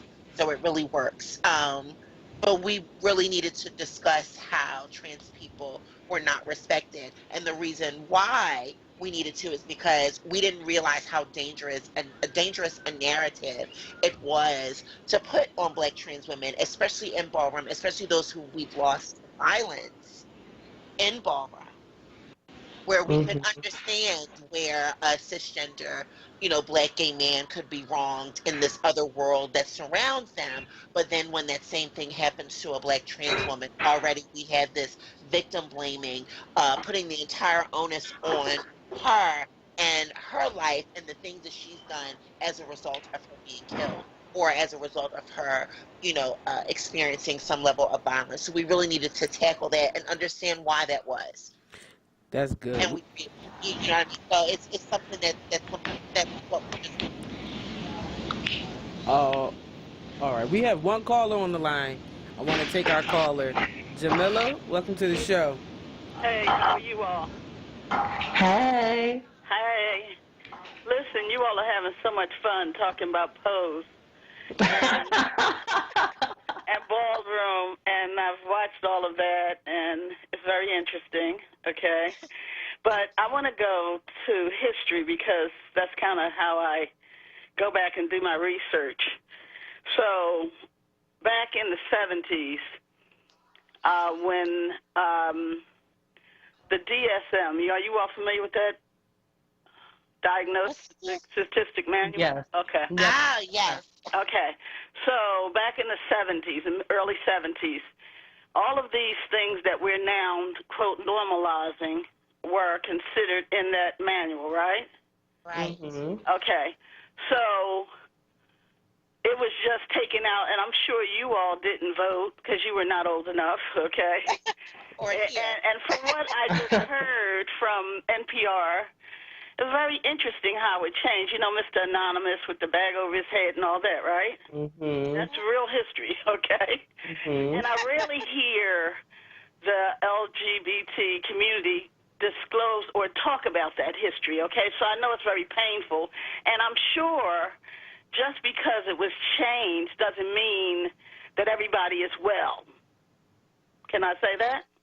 Okay. So in that regard, I think we need to have more conversations right there in the history of, because again, another thing I'm trying to find in history is black men or even women, you know, this history of us as black people, okay, to where, you know, I could go back to Germany and find it. I could go back and find clubs and all those kind of things. And even back to beyond all of the folks we know, the James Baldwin and Langston Hughes and others, you know, I don't see our history outside of America in that regard. Let me say it that way. So I want to have a good conversation at another time, I'm sure, because this is limited, right? Where we talk about that, where we really can ask more technical questions, because you mentioned 5 ways to identify the human, I'm going to say, sex or gender, right? And I want to delve a little more into that, okay? Because we're human, okay? You know, like, yeah, I challenge that, okay? And I also challenge, like, our natural nature. The sister who usually is in the time slot, she's not here today, right? Say that again? I said the sister who does the show. Yep, she's not going to be here this week. Oh, okay. All right. So Yep, you all will be on Sarita, all yep. week? Okay, so you all will be on all week? No, we're on today. Oh, okay. So I Yep, there's a different topic every day this week. Oh, okay. Well, with a different co-host. Well, I'll say this then in closing. She asked me, well, how do you know that you're a woman? And then I start to, I'm not so witty that I could have a real good comeback, but I start to think naturally, just like the seasons change, something happened to my body, okay? And I want to talk more about that because doctors have to okay a trans person to change, right? Is that correct? That is correct, right? Madeline? Oh, I can't hear you. Madeline? Yeah, I'm here. So in terms of paperwork and particular surgeries, yes. Right. In reference to, I guess, it just being documented that this person is receiving some sort of care in reference to their transition, yes. But I want us to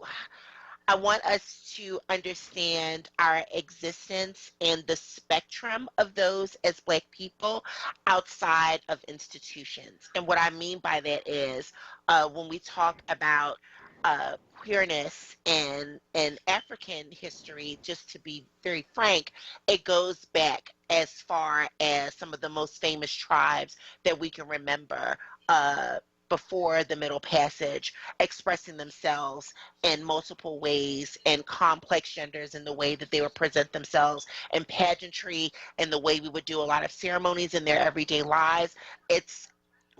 I think the questions we should probably be asking is, why weren't we taught about these things sooner? And why weren't we informed of actually how indeed diverse our African culture truly is and how we took a lot of those things, little did we know, with us into America during the Middle Passage. So those things never died with us. And a lot of times we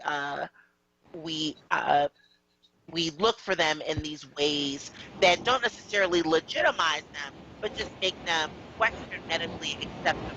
So, yeah, so in reference to, getting like certain reassignment surgeries, certain affirming surgeries for one who wants to change from one gender or one sex to the other. Yes, certain doctors have to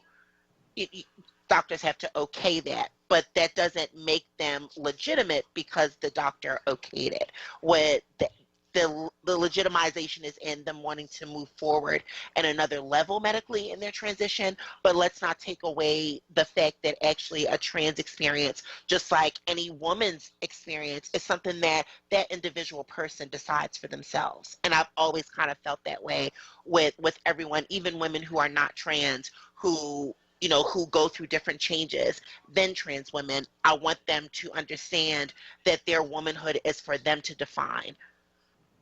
That is for them to define, and I don't think that we are given that power all of the time to do that. So I just want to put that out there. Well, I appreciate that because I'm a free spirit myself, and I was thinking as I heard you all talking, like if I go to garden, I'm gonna put on my pants and my boots that look kind of male-ish, whatever, and I'm not worried about that, my T-shirt, whatever. But so we do that all the time. I'm trying to figure out how we are differentiating ourselves, because as we talk in the future of this Black Lives Matter agenda, I read it, I hear all that, but I'm seeing something else, almost like we're trying to recreate something to add people so they will feel important. I'm saying, in my background, you've always been important. You've always been special. You're something, like it's no way we don't love you based on what you are. So I'm trying to distinguish. White folks are not treating you better based on, what you are like them. So we all in this together. And in my neighborhood in North Philly, there was not all of this differential,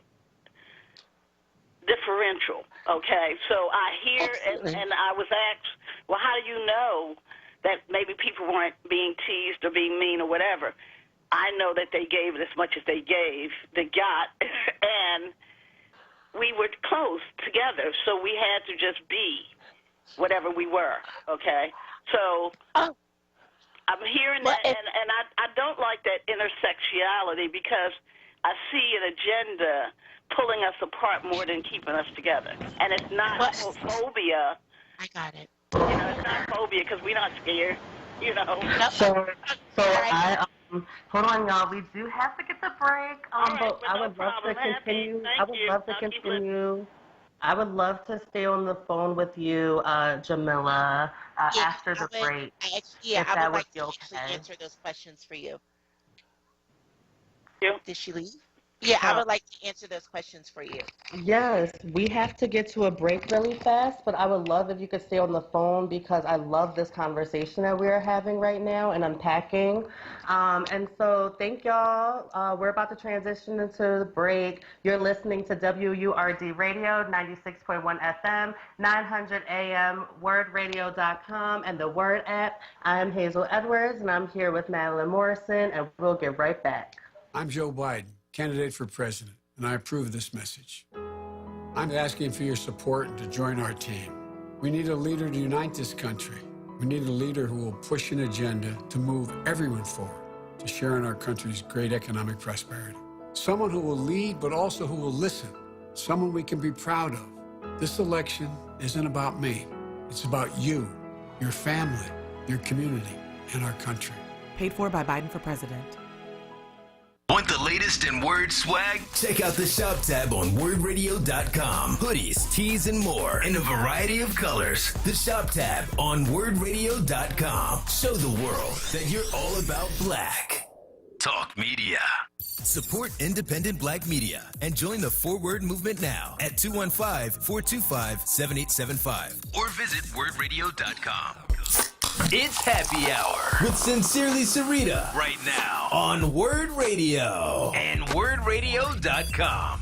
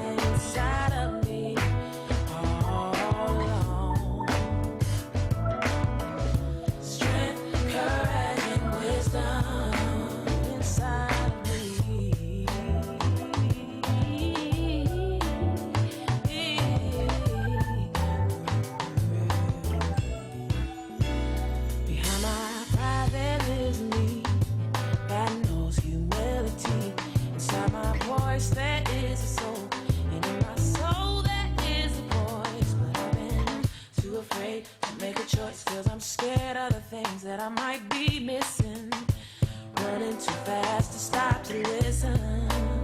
It's time to step out on faith. I gotta show my face. It's been elusive for so long. Freedom is mine today. Step out on faith. It's time to show my face. Procrastination had me down. Look what I have found. I found strength, courage, and wisdom.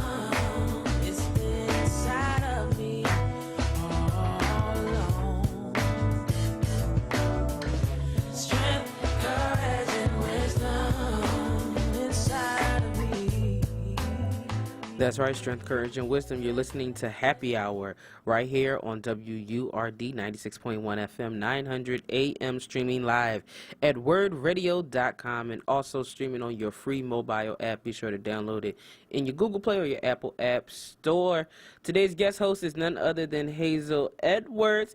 She has her guest Madeline Morrison on the line. Welcome back, ladies. Hey.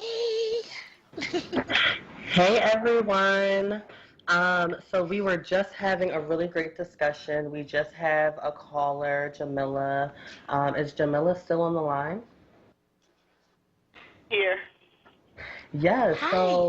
So we were just having a really great constructive conversation here on the Listen, radio. I want to first say to you, I do appreciate you indulging me. I'm a researcher in that regard. Yes.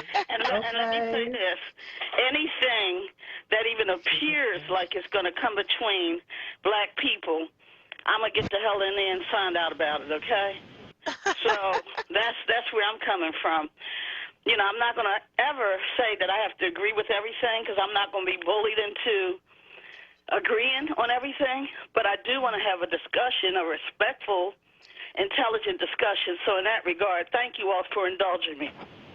Oh, thank you. I hope we're not bullying you. Heck no. That's what I said. You all were having so much fun. I didn't even want to get in and start asking questions like this, but I do want to get to that. And I thank the management for having you all on to have this conversation. I really do appreciate that. You're welcome. Thank you. Madison, would you like to answer Jamila's question before we had went on break? Absolutely. So if I can start, Jamila, with intersectionality. So that phrase, that term was actually coined by Kimberly Crenshaw in the 80s, and it was speaking to the black woman's experience about experiencing racism and misogyny, and then misogynoir, which is misogyny within within black and brown communities. So this was somebody who was not a part of like the trans experience, who was a cis-identified, black woman like yourself, who understood how intersectionality works, especially in reference to oppression. And I think what that term actually does is it brings light to the complexities of the system of racism and how it feeds into other levels of bigotry. So that term is actually not to divide us. And of course it's not an agenda, because us speaking truth to a corrupt power and all of its complexities is never an agenda. If anything, it is the antithesis of that. It is the response to an agenda that is already built by design to oppress those who are not white, cis, and male. So with that being said, I too am from North Philadelphia. I was born and raised on 21st and Diamond Streets. Wait a minute now. You round the corner from me. Yes. Go ahead. So, and my grandmother, who I grew up in her house, for a short time, I lived with her and her partner, who was a woman, a black woman, and she raised her children with her husband that she ended up leaving, at that time, and pretty much raised us, meaning me and my siblings, like her grandchildren, with this woman for almost 25 years. In fact, my birthday is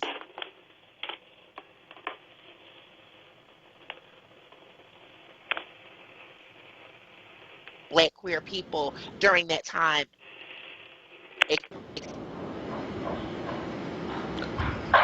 because my grandmother was unapologetic about the show. Is that me? I don't think Yeah, you're breaking up a bit. am I? Hold on. Are we good? Can y'all hear me? Yep, y'all solid. Okay. Is Jamila, you're still there? Yes, I am. And I want to interject. That's the North Philly I know. Where you lived in North Philly. Yeah. Your grandmother was doing her thing, minding her business, taking care of you all. And I guarantee you getting much respect. But that's the thing. It didn't happen all the time. And in Not fact, all the time. No, none of us got respect all the time, but here's the thing. It's what I want us to understand is that us as black folk, it is okay for us not to keep accepting little bit of scraps of the pie. And I want to challenge us as black folks listening on the radio show today. If everybody's listening, challenge yourselves to say, I deserve more than this and I will have it. I want people to understand that. I want people to understand that the reason why my grandmother was getting the flack that she was getting and how it didn't just go to her. It didn't just go to her partner. It went to her children. It went to her grandchildren, how our families separated in a way because this part of the family was more church and we were a little bit more earthy. So we didn't get the same gifts as that family did. And they didn't come over as often because, oh, I don't want you around, my grandmother, or I didn't want you around them. So I understand where it may seem like things were even, but they haven't. Me growing up in that household and coming into my own self and not understanding how to even put that to words, but my entire family knowing and definitely not making me feel good about it, and then me having to navigate that out in the world, like having to fight or get beat up just because of the way I talked. Like when I was coming up, like I want us to understand that some things that we have accepted as growing pains was actually just a poison from a system bigger than us. I hear you, and I understand that because I come from a different, and it was religion, okay? So not being Christian, I'm Hebrew Israelite, that was a big, strange thing.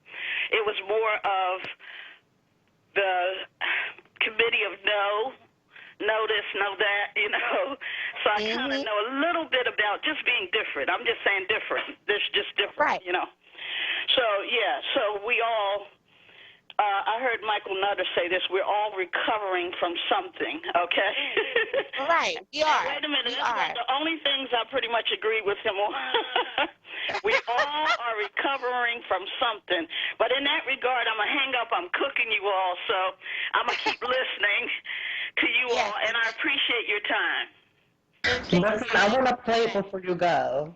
Before you go, I want you to know that I'm driving up to North Philly right after this radio station. I'm getting me a plate. Listen, she grew up around the corner from me, so you know that plate is going to be fired. You know it is. You know it is. Thank you so much for calling in. Before we continue, we have one more caller on the line. We have Bill on line 2. Awesome. Hey, good afternoon. Good evening. Good evening. Hi. Okay, I have 3 questions for you, and I hope you test them in the spirit that I'm asking. What do you say to, maybe I'll give you all 3 and you can decide how to approach it. What do you say to those so-called militants and or Afrocentrics who say that sexuality and bisexuality and gender issues did not exist in Africa until the Arabs came and then the Europeans came? That's number 1. Number 2 question I have is, are you aware of research that supposedly has been conducted at University of California and University of Chicago and Harvard University, where they claim that they have taken certain chemicals that are in the food and in the environment and injected it into fish and other animals, and that they have seen gender differences develop and or homosexual behavior develop? Have you heard of those studies? And number 3, what do you say to those people in the black community who say that whites would prefer to deal with gay people, transgender people anybody but African Americans. And they cite Obama's outreach to the gay community when he didn't really outreach to the black community. So those are my questions. I'd be happy to hold on or hang up or whatever you want me to do it. Okay, well, I'm going to answer all three. So to answer question number one,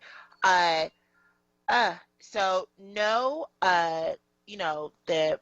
the acknowledgement of multiple genders and the expressions that, that follow them, they are things that are before time, before the Middle Passage. These are things that are aboriginal. So those things are a part of our culture, and they weren't influenced by European cultures. And if this is in reference to slavery, there is a difference between rape and consensual sex between human beings. I cannot stress that enough.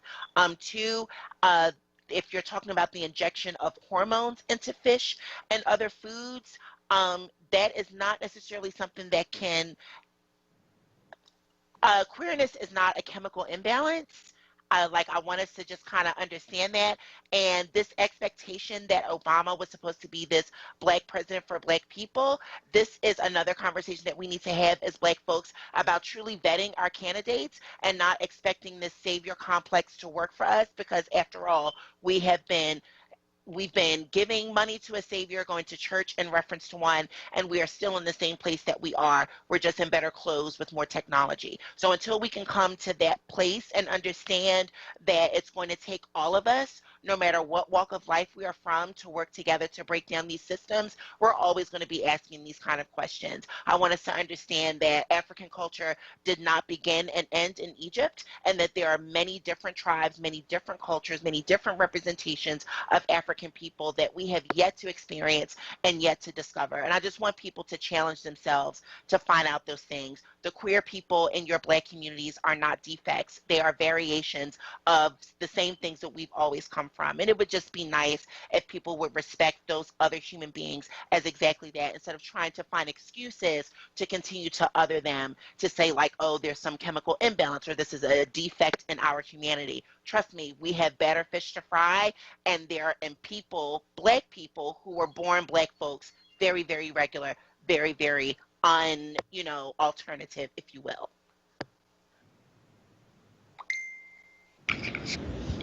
Really fast. Thank you so much, Madeline, for answering that. Thank you so much, Bill, for asking that question. We're going to move on, take a break, go into the next segment with some new guests. Real fast, Madeline, where can the folks find you? What's your social medias?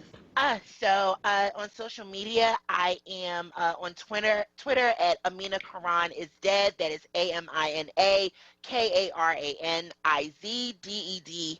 Amina Karan is Dead. I am on Facebook, Madeline Pryor Gray.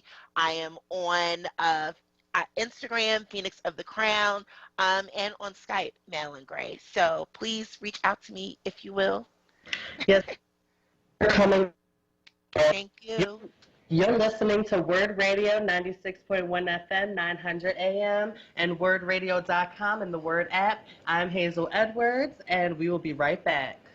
Would you like to know how to grow enough food to feed your family for a year? Then listen very carefully. Darrell Addison, an African-American inventor, created an organic growing system called Torpedo Pot. Torpedo Pot is affordable, easy to set up, and fully automated. Torpedo Pot will grow your food for you. Visit torpedopot.com or call 1-215-290-9013.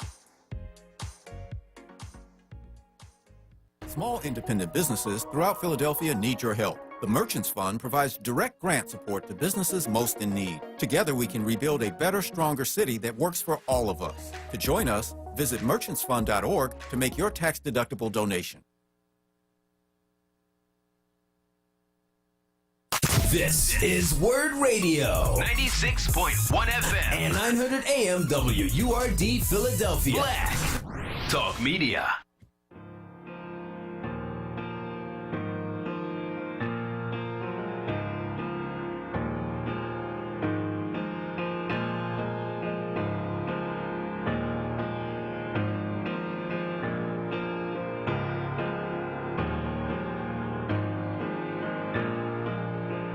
We go go, hip, hip, we go again. Trayvon will never get to be an older man. Black children, they childhood stole from them, robbed of our names and our language. Stole again. Who stole the soul from black folk? Same man that stole the lamp for cheap black smoke and made the whip crackle on our back slow. Made us go through the back door and raffle black bodies on the slave blocks. Now we slaves to the blocks, on them we spray shots. Leaving our own to lay in a box. Black mother's stomach stay in a knot. We kill each other, it's part of the plot. I wish the hating would stop. War! And a battle with us. I know that black lives matter and they matter to us. These are the things we gotta discuss. The new plantation, mass incarceration. Instead of educate, they rather convict the kids. As dirty as the water it flint the system is. Is it a felony or a misdemeanor? Maria Sharapova making more than Serena. It took Viola Davis to say this. The roads of the help and the gangsters is really all they gave us. We need Avas, Ta-Nehisi's, and Cory Bookers. The salt of the earth to get us off of sugar and greasy foods. I don't believe the news or radio stereotypes. We refuse. Brainwashed in the cycle to spin. We write our own story, Black America again. You know, one way of solving a lot of problems that we've got is letting a person feel that they're important. And a man can't get himself together until he knows who he is and be proud of what and who he is and where he come from. And where he come from. Hot damn Black America again. Think of Sandra Bland as I'm staring in the wind. The color of my skin, they comparing it to sin. The darker it gets, the less fairer it has been. The hate made, I inherited from them. But I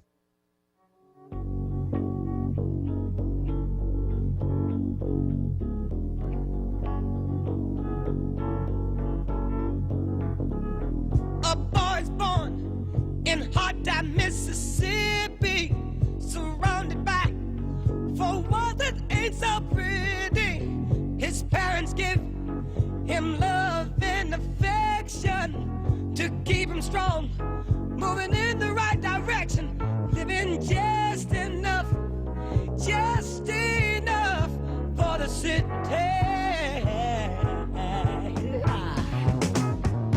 His father works some days for 14 hours, and you can bet he barely makes a dollar. His mother goes to scrub the floors for many, and you best believe she hardly gets a penny.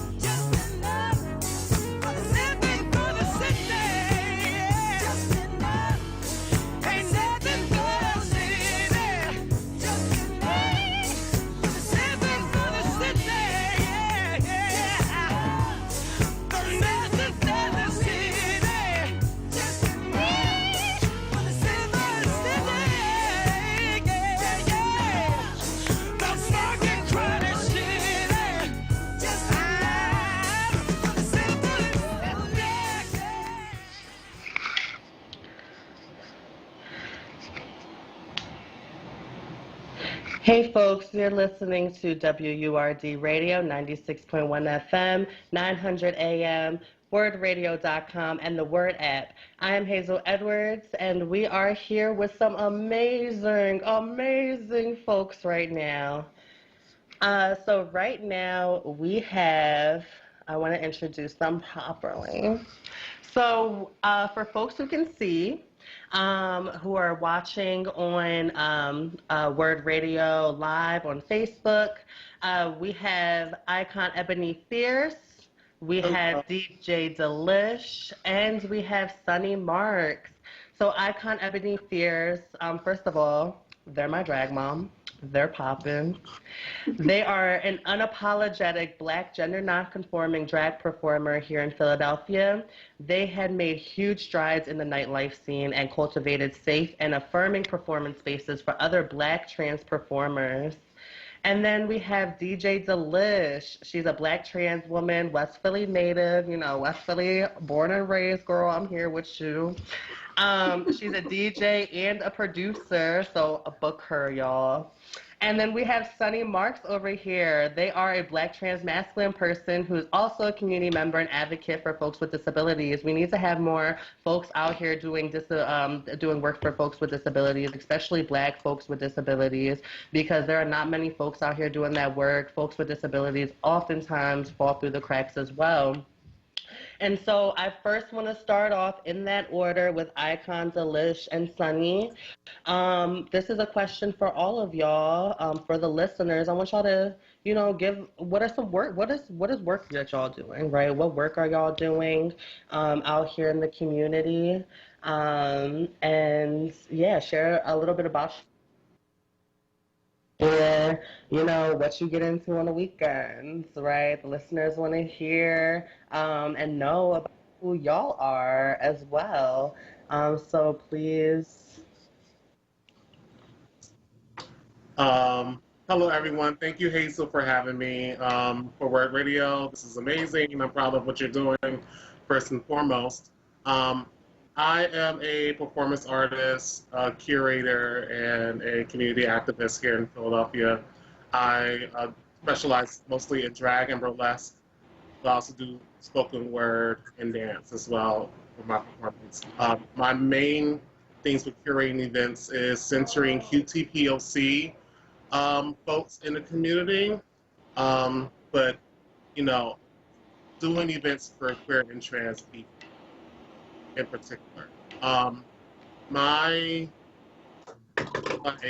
overall goal is to just make sure that people see the underdogs in this community, because we've been pushed aside long enough, even down to the DJs, even down to anyone, everyone, bartenders, everyone. I want people to start seeing more queer and trans POC, especially Black folks in the community, become more visible and should be an example of how you should make your event, your festival, your whatever more inclusive. What I like to do for fun, I like listening to house music, and doing yes. And I also love watching 90s movies. Yes. As everybody in this room knows. Yes. Let's get some 90s, early 2000s bumping in here. Need some poetic justice, Yes, get y'all pixie wigs and y'all spritz ready. Look at everything. Look at the list, giving it. Okay. Yes, thank you so much, Icon. Let's move down to DJ Delish. Okay, so can y'all hear me good? Yep, y'all solid. I got you. We got you. Okay. Listeners got you. Praise them. So I'm DJ Delish. I've been a part of the ballroom scene for the past going on 9 years now. I've been a DJ. I've been a beat maker, producer. I guess what you would say I do in the community is I guess I give people space. I've always been a part of whatever will make people happy and make people comfortable. And I use my music to do that. And that's one of the ways that I'm able to, like, I guess, help my community and stuff. I don't know. I'm not really good at answering this type of question. But, like, yeah, that's because my community work, I feel like, comes from the sociality that I have, like the being around and talking to people personally and finding out what people need, helping them however I can. That's where, like, most of my stuff comes from. And when it comes with music, then I'm extra on board. You know what I mean? So that's kind of my whole MO. And as far as fun stuff that I do, I really don't do fun stuff. I'm actually, like, always in the house watching Let's Plays of video games and, like, listening to gospel or something. But, like, I'm not, you know, I'll be around unless there's a party or something. So, you know. Yes, thank you, DJ Delish, for that introduction. Let's get into Sunny Mark. Sure, Sunny. I use they, them pronouns. I'm a black trans masculine person. I have been in the disability community for pretty much since I had a disability, but I also I'm organizing with the Black Trans COVID Fund and then the Black Trans Assembly for Abolition. And I wanted to talk about that, but I'm just going to say that's what we're doing right now, so I'll talk more about that later. But then what I like to do for fun, to be honest, is same thing. Watch movies, be in the house, or go out sometimes, but yeah. Thank you. So we did talk about using they, them, and theirs pronouns. Would y'all like to talk a little bit about they, them, and theirs pronouns and, you know, how to actually do that in practice for the listeners who are unfamiliar or it's their first time using they, them, and theirs pronouns intentionally? You know, would y'all like to talk a little bit about that?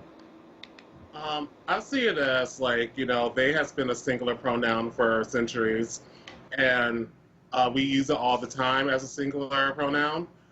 For example, like, if you don't know the gender of someone, you'd be like, what was their name again? They called on the phone, and they wanted you for something.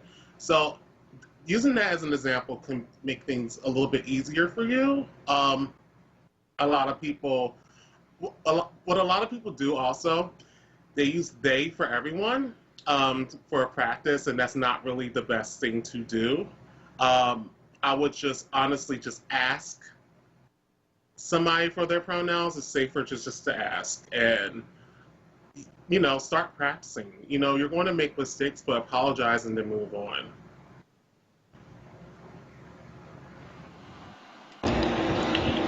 Thank you so much for sharing that example icon. So that could look like, you know, hi everyone, my name is Hazel Edwards. My pronouns are she, her, and they, them. I didn't share my pronouns in the beginning of this radio segment, but I'm Hazel. I use she, her, and they, them pronouns. And that's basically what you can do. You can model that, right? You can model that and then ask someone, what's your name? What's your pronouns, right? Pronouns are just an extension of your name, right? And you know, oftentimes folks feel like, oh my gosh, well, you know, I've known this person for so long and I'm uncomfortable disclosing or asking folks, what are your pronouns? Well, guess how uncomfortable that person's going to feel if you are just misgendering them constantly, right? So it's less about your own comfortability around where you feel comfortable disclosing that information or asking that information, right? But just imagine and put yourself in somebody else's shoes on how uncomfortable they may feel and not being able to express their pronouns or you not hearing that they use they, them, and theirs pronouns. I believe in perfect practice makes perfect because I'm tired of giving cookies to people for doing the bare minimum of respecting my personhood and how I see myself navigating this world. So thank y'all so much for going into that. So earlier today, we talked with Madeline Morrison around ballroom culture and around pose. This is specifically to DJ Delish. I have some questions, comments, concerns, emotional outbursts, and compliments because all that hair is laid. Because they know how I feel. Yes, I have some questions, and I want to get your perspective. We heard a little bit about Madeline's perspective, as well as being in the ballroom scene.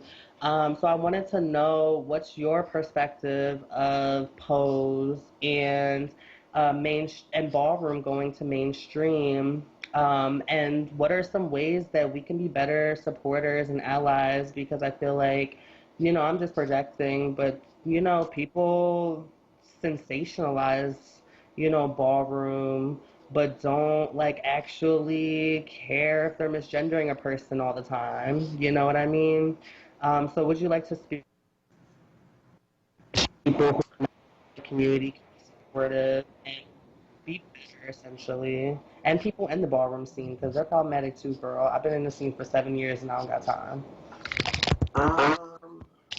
Ooh, Lord, when you finally get the chance, right? So I feel a lot of things. I'm happy that 10 years ago, I saw America's Best Dance Crew. I saw Vogue Evolution, and that was us getting somewhere. I feel like we've been in this somewhere for a minute, and the issue that I'm seeing now is that we become complacent. I like the outward exposure that we're getting. I can tolerate it. I'll say that. But just like hip hop, there will always be a problem with cultures that are built on trauma and trial coming to the main light of networks such as HBO Max, FX, and all those other ones. The story won't remain. It won't remain full, and it won't remain the same. And that's where I have my main problem with, because it feels as though that there's somewhat of an erasure going on as we come further and further into the main light. The light can be a little blinding to a point where you don't see everything that you should see, or that you shouldn't see. You see everything you shouldn't see. Pose, Legendary, all these current shows are good for the, I think for the movement, it's good. For people who are involved, it's good because it's a platform for them. But, and this ties into the next question, what can people do to start supporting, not just watching these shows? You feel what I'm saying? These shows are small, very small representations of what a ball is, what ballroom is about, how ball in ballroom goes, the culture. She's still here? Okay, the culture. Oh, Lord. The culture, hold on. You want to interrupt my live, Miss Thing? Oh, go ahead. Girl, that's completely fine. Real fast, sorry to cut you off, girl, but we're going to go into a quick break, and then I would love to hear more of your perspective, and to finish out answering that question around ways in which people can be better support for people in the ballroom scene, and how people in the ballroom scene can be better support for people in our own. I also want y'all to know that phone lines are open, everybody, so please ask these people questions. They are out here doing the work. Y'all are listening to WURD Radio 96.1 FM, 900 AM, and the WordRadio.com and the Word app. I am Hazel Edwards, and I'm here with Icon Ebony Fierce. I'm here with DJ Delish, and I'm here with Sunny Marks, and we'll be right back.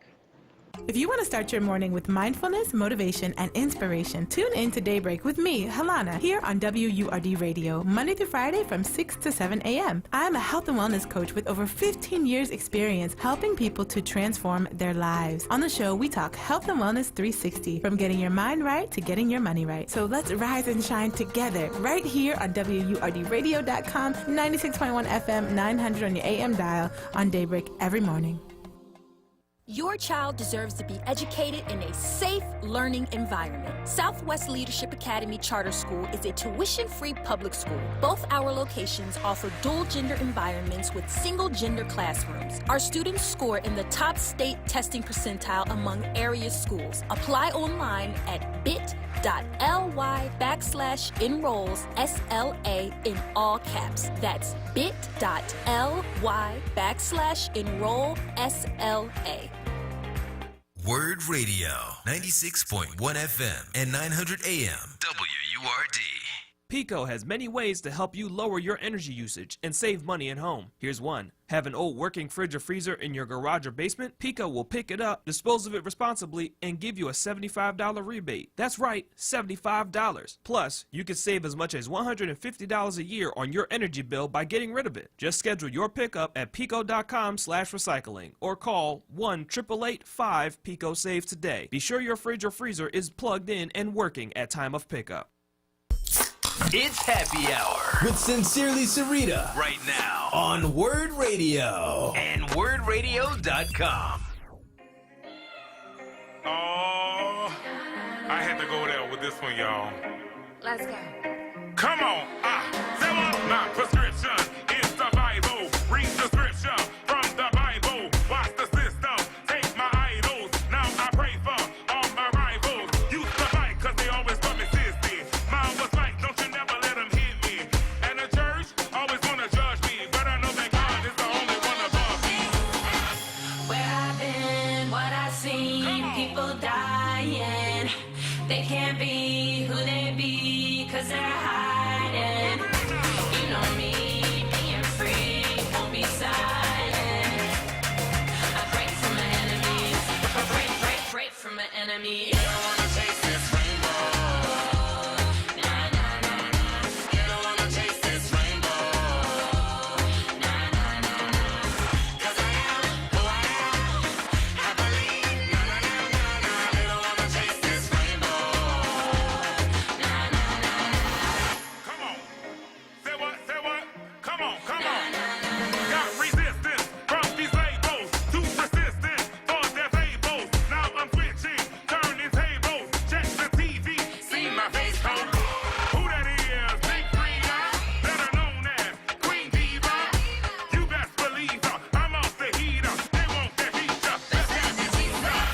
Where I've been, what I've seen, people dying. They can't be who they be, cause they're hiding. You know me, being free, won't be silent. I pray for my enemies, pray for my enemies. You don't wanna chase this rainbow. Nah, nah, nah, nah. You don't wanna chase this rainbow. Nah, nah, nah, nah. Cause I am who I am. I believe, nah, nah, nah, nah, nah. You don't wanna chase this rainbow. Nah, nah, nah, nah. Shaking and mix it, rock it once you're working on the rainbow. Shaking and mix it, rock it once you're working on the rainbow. Shaking and mix it, rock it once you're working on the rainbow. Working on the rainbow, working on the rainbow. Shaking and mix it, rock it once you're working on the rainbow. Shaking and mix it, rock it once you're working on the rainbow. Shaking and mix it, rock it once you're working on the rainbow. Working on the rainbow.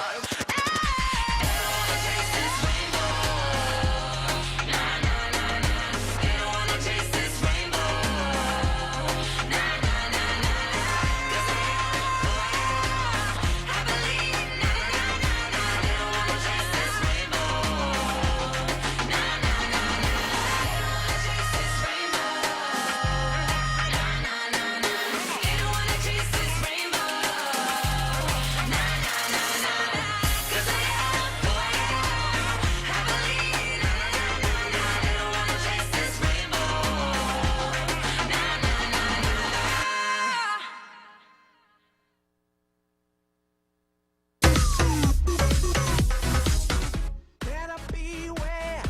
Ain't no tea, ain't no shade. But at the same time, better get out the way. I'm a femme queen, mother of the house of no shame. My is on fire, now kiss the flame. And if I fly, or if I fall, least I can say I gave it all. And if I fly, or if I fall, I'm on my way. On my way.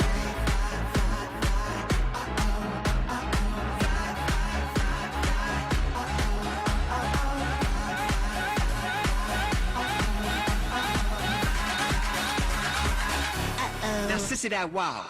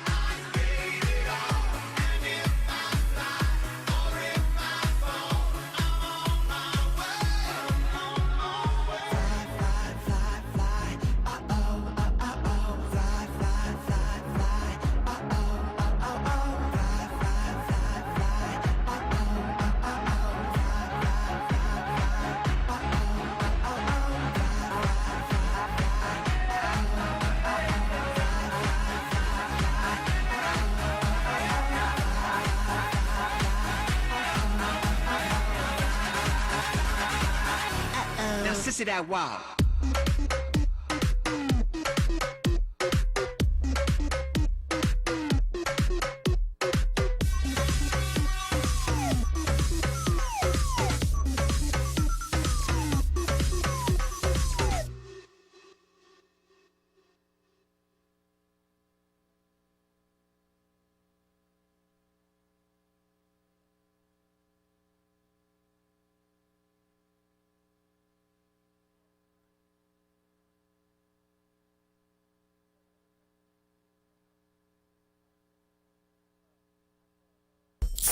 It's Happy Hour with Sincerely Sarita right now on Word Radio and WordRadio.com.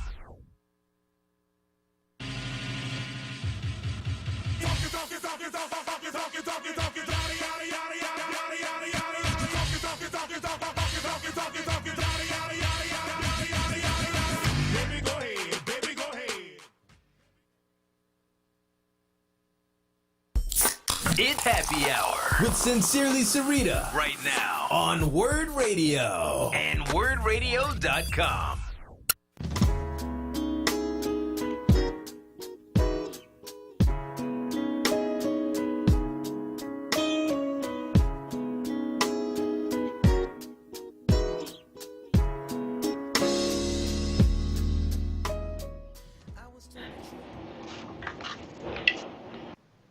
You're listening to WURD Radio 96.1 FM, 900 AM, WordRadio.com, and the Word app. I am Hazel Edwards, and I am here with Sunny Marks, Icon Ebony Fierce, and DJ Delish. And we had just left the last segment talking about the ballroom scene and the ways in which people can be more supportive in the ballroom scene and how folks may sensationalize Pose, but not actually take all the messages that is within Pose. DJ Delish did a great job in talking about that. Would you like to finish, like, your thoughts around that as well? Would you like to finish off that? Yeah, it's like only the 4 points of like support that you could really give. One of them being like, if you know anybody who is directly in ballroom, then you probably know about their displacement. You probably know about their socioeconomic status, because most of us pretty much share the same thing. So then in that case, donate, support them financially.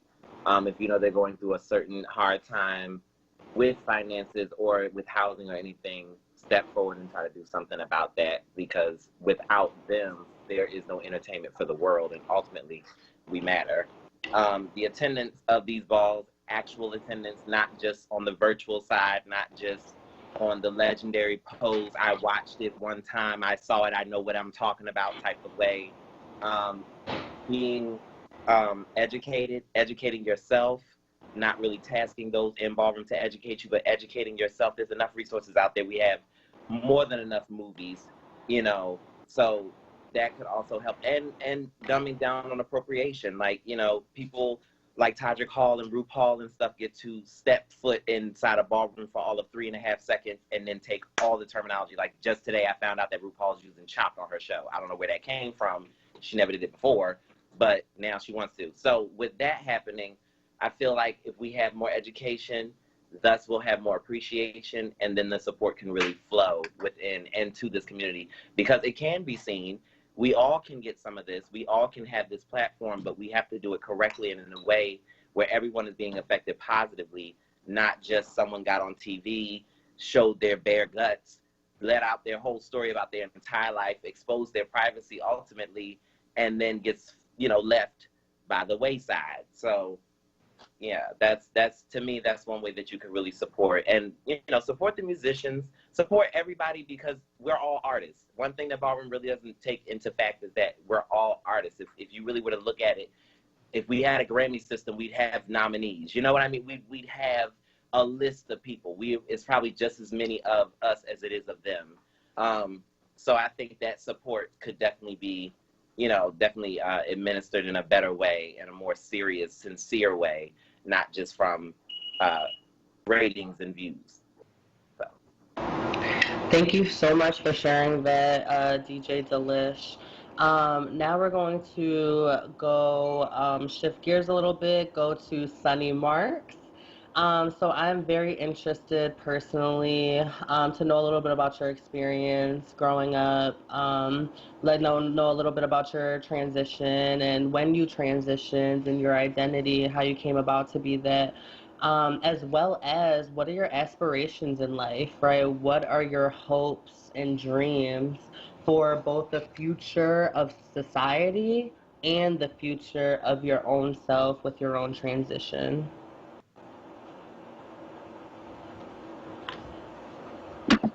Hope I'm gonna be able to remember all of that. But I said I hope I'm gonna be able to remember all of that because that's a lot. But I'm sorry.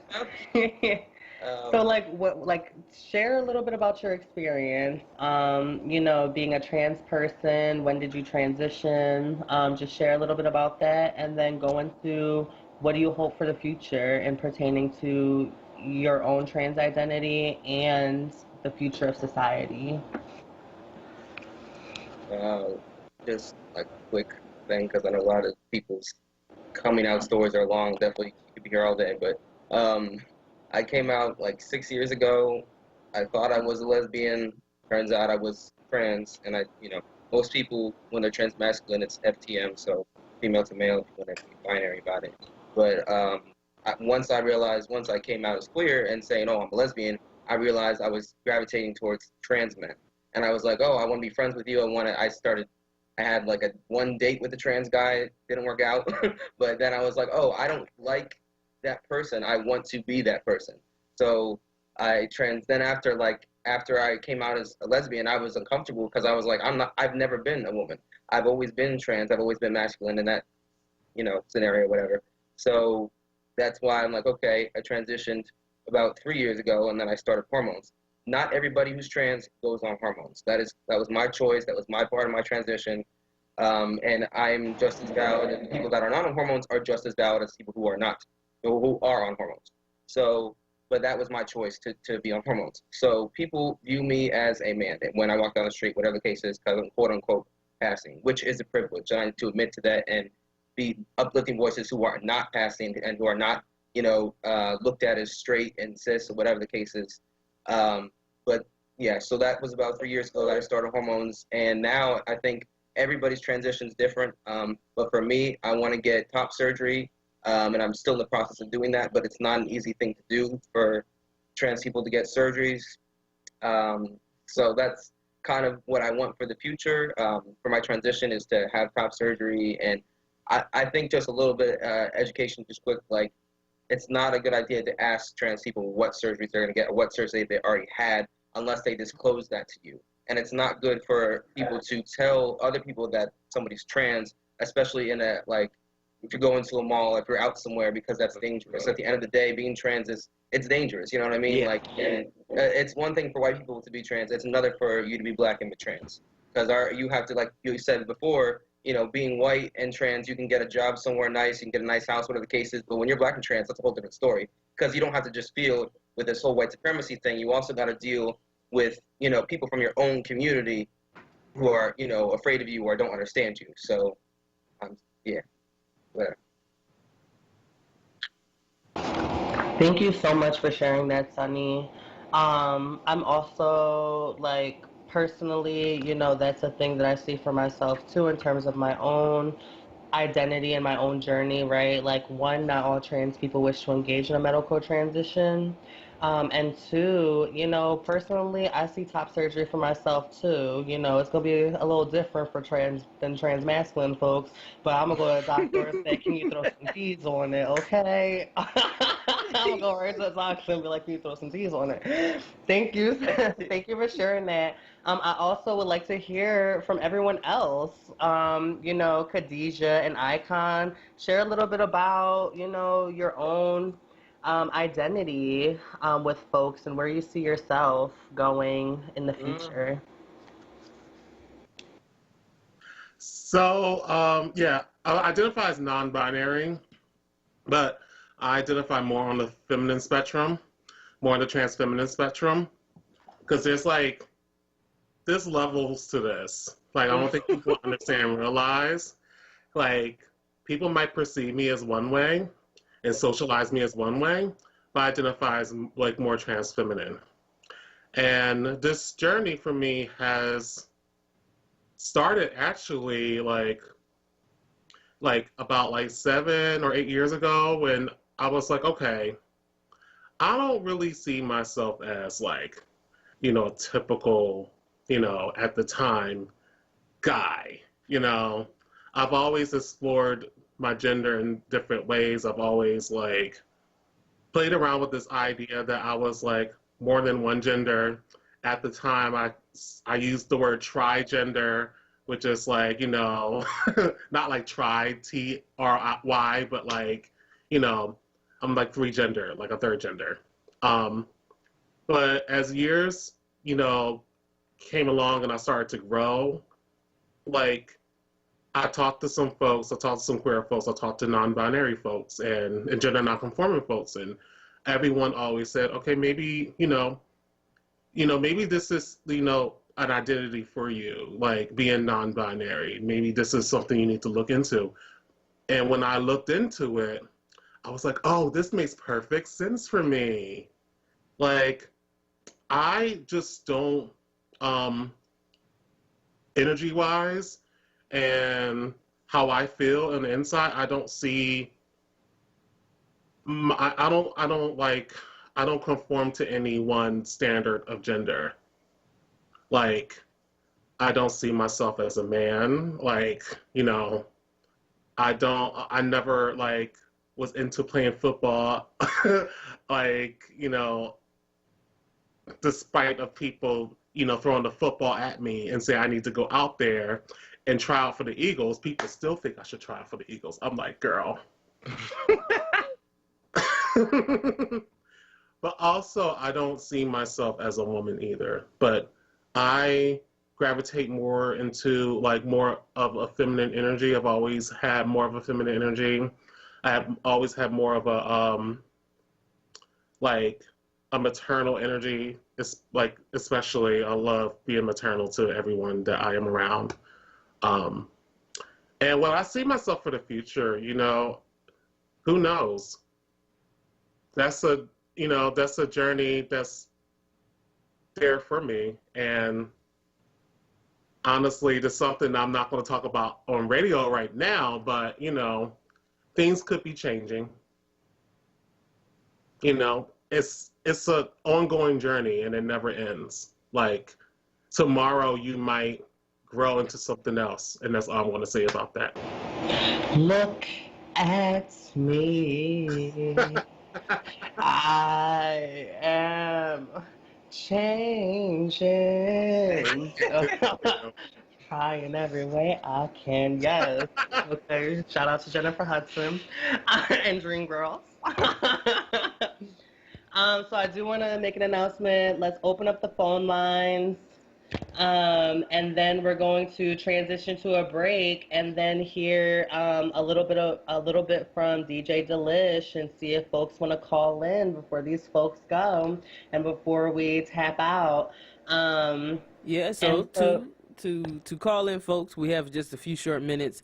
The phone number is 215-634-8065, toll free at 1-866-361-0900. Again, that's 215-634-8065, toll free at 1-866-361-0900. You're listening to Happy Hour right here on WURD. Hazel Edwards and Friends. We'll be right back after this commercial break. Be heard. Want another way to join the conversation? Follow us on social media using the hashtag onWURD. Be heard. Stay connected to Word Radio. Independent Black Media. Need a new mattress? Stop by to see Julian, the Mattress Man, located at 7421 Stenton Avenue. You deal directly with the owner, Julian, to ensure the best prices on name brand mattresses like Sealy, Posturepedic. Call 215-424-5550. That's 215-424-5550. Family Therapy, Vignette Moments with Dr. Lucille Ijoy. President Barack Obama gave a rousing message of congratulations to 2020 graduates everywhere. We know you and your family had virtual proms and graduation fairs.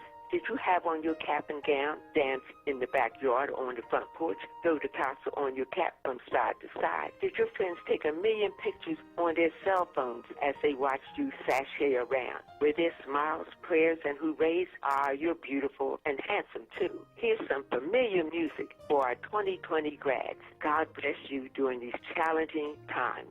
Pump and circumstance.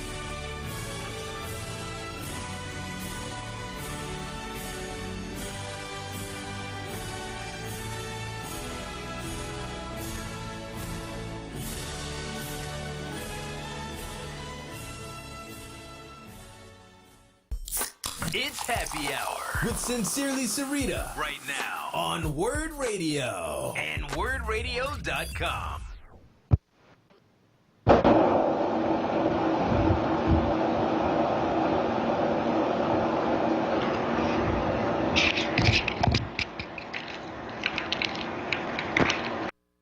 Hey, welcome back to Happy Hour right here on WURD 96.1 FM 900 AM. I am Kayla J. Hazel Edwards is guest hosting for you all today. Again, the phone lines are open. Hazel, back to you. Thank you so much, Kayla J. You've been holding it down for me this whole time. I want to give another shout out to you because you are really thorough. So we had just asked questions to two of the folks here, Sonny Marks and Icon Ebony Fierce, asked them how they feel in terms of like their own identity and where they see themselves in the future in terms of their own transition. So I do want to bring that question back up for DJ Delish because she was not able to answer that question before break, and then go into a different question, and less phone lines are going to be open. So yeah, thank you. So Delish, please, same question. Okay. I kind of could piggyback off of what Icon said. I've kind of always been this way. I identify as trans femme. I used to identify as a trans woman, but in recent months, I started identifying as trans femme because I realized that there's just certain things about the woman standard that I just don't think I live up to, and I'm all right with that. And I've recently been having conversations about like non-binariness and stuff. So for right now, I think I identify mainly as like trans femme, gender non-conforming. Yeah. My journey started about 4 years ago. And it kind of came in out of nowhere because up until that point, I had been trying to live my life as what most would call like a butch queen in drags. And I was afraid to label myself certain things because I came from a very Christian and somewhat West Indian background that ain't trying to have that. So that was where my journey kind of began and where I kind of see it in the future. I'm myself now as a future version of what I was before. So I'm seeing myself at 27 look like the person at 17 that I wanted to become, you know. But where this person will be in the next 10 years, I have no idea. And it's a like Icon said, it's a constant journey. It's a constant new day that's opening your mind in different things. I'm learning this all the time. Once I have more in my myself and where I see my future. I hope I answered the question. Girl, you did. You did. Thank you for sharing. I do have a question for the young folks, for the viewers. Like, I have a question of how is this conversation going to help our young people? Like, and that's, you know, first of all, share my own personal experience. Like, I'm a person who is able to find my own identity through going through a queer youth center and then being able to have the privilege to work full time at that youth center. And that I feel like is so powerful. but I want to get y'all perspectives of like how this conversation is going to help the young people out here who are listening, but also too, what are some action steps that you have for parents and grandparents and aunts and uncles who are help raising these young people? I think the more platforms, the better. We need multiple platforms to for visibility for trans folks because you know there could be somebody listening to this show right now, and somebody's parents, grandparents, aunts, uncles can be listening to this right now and just be like, okay, I understand now, I get it, so that when younger folks in their family decide they want to come out, they'll be able to provide more safety, security, and understanding and compassion towards younger people. Because honestly, I feel like people forget that younger people have not experienced life like to its fullest yet. I feel like we discard young people so much, and it's really, really, really sad. Like, you never know what that person could offer to the world. So, having platforms and visibility like this radio station and media in general, like it really, really, really helps young queer and trans folks more than anyone ever thinks. And people might say that we're pushing this on them, and we're like, we're a part of an agenda. First of all, I didn't get a check for this agenda, okay? I'm not a part of this Illuminati. Okay. I'm Ferrari, okay? I'm just sharing my experiences the way it sees fit.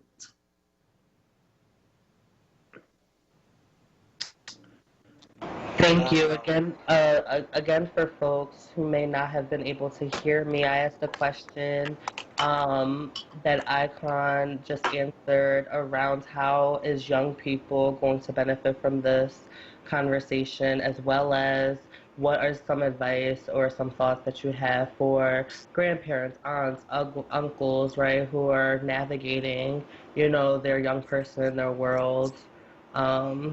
The young person in their world who may be trying to discover their gender identity. Again, I want to know, as I said earlier, that gender and sexuality are two different parts of ourselves. So I want to have about one more person answer that question. I think another way parents and older, like grandparents and whatnot, can help their kids if they are trans is by going to events where there are trans people. Because I feel like if you can, watch a video on YouTube or see something on Instagram or watch posts, whatever, but actually meeting people in real life in your community, that what your child could be like in the next 10 years, you need to start, just trying to meet people that are trans, because that is, and I'm not saying they have to educate you, but just by, listening to their experiencing, what they're experiencing, and, going to events that are for and by trans people, specifically Black trans people in this city, because there's a lot of them, and then, Ebony and Delish and Hazel, all very powerhouse Black trans femmes, you know what I mean? So that's just a small amount of people that are in Philly, but that's a start just by going out and meeting people that are trans. So.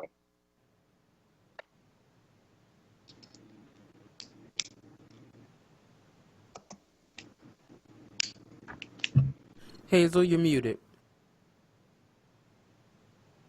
Thank you, y'all, for answering that question. Right before we answer, I want to ask, where can folks find y'all? What are your social media handles? Like, how can people get in contact with y'all after listening to this?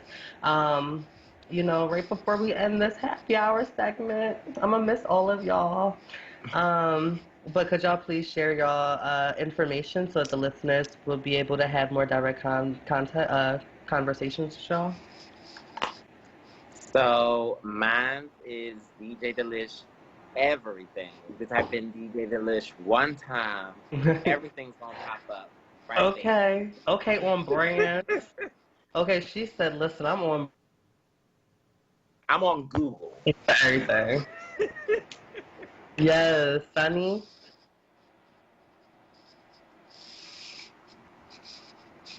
Sunny, your contact info, your social. For Instagram, it's Sunny Wolf Marks, and then yeah, so you can just hit me up on Instagram. If you don't have an Instagram, we do have a Facebook. We have an Instagram for the Black Trans COVID Fund as well, which is for Black trans people in Philadelphia that need bags. So that's another way to contact us. Thank you for sharing that, Icon. Icon Ebony Fierce, that's ICONEBONYFIERCE on Facebook, Instagram. Yeah, just Facebook and Instagram. Yes, thank y'all so much for this very thorough conversation. Listen, I could be talking about this for hours and hours and hours and hours and days and weeks and months. You know, I want to say that's a wrap, everyone. So thank y'all so much. I want to give a special thank you to Sunny Marks, DJ Delish, and Icon Ebony Fierce. Snap, snap, snap, snap, snaps. Much love, light, and appreciation to Kayla J. They were holding down those phone lines, those boards, and everything in between, getting me together this whole time. I really, really appreciate their love and their support. If you haven't already, please follow WURD Radio, WURD Radio, across all platforms, and onWURD on Facebook and onWURD over the Instagram and YouTubes. And while you're at it, check me out personally at Hazel Edwards, a.k.a. Luna, which is my performance name because I be out here, as well as Can't Stop Me Now on Instagram, which is spelled at CNT_stop_me_now, because what? You can't stop me. On Instagram, and more direct conversation, please shoot me an email at ehazel252@gmail.com. In the meantime, in the words of Sincerely Sarita, remember to taste your words before you feed them to someone else, and emphasize, empower, and evolve. I want to give y'all all of the love, light, and liberation that we need And out donate here. to Black trans women today. Yes, and donate and protect Black trans women out here. Listen, I told y'all about those rates earlier. If not, you'll see this on WURD Live on Facebook. You could watch this video over. Get in things that I shared earlier around the violence towards women, period, towards Black trans women, towards Black non-binary folks. But please, please, please, please, I want to send all the love, light, and liberation. Peace, y'all.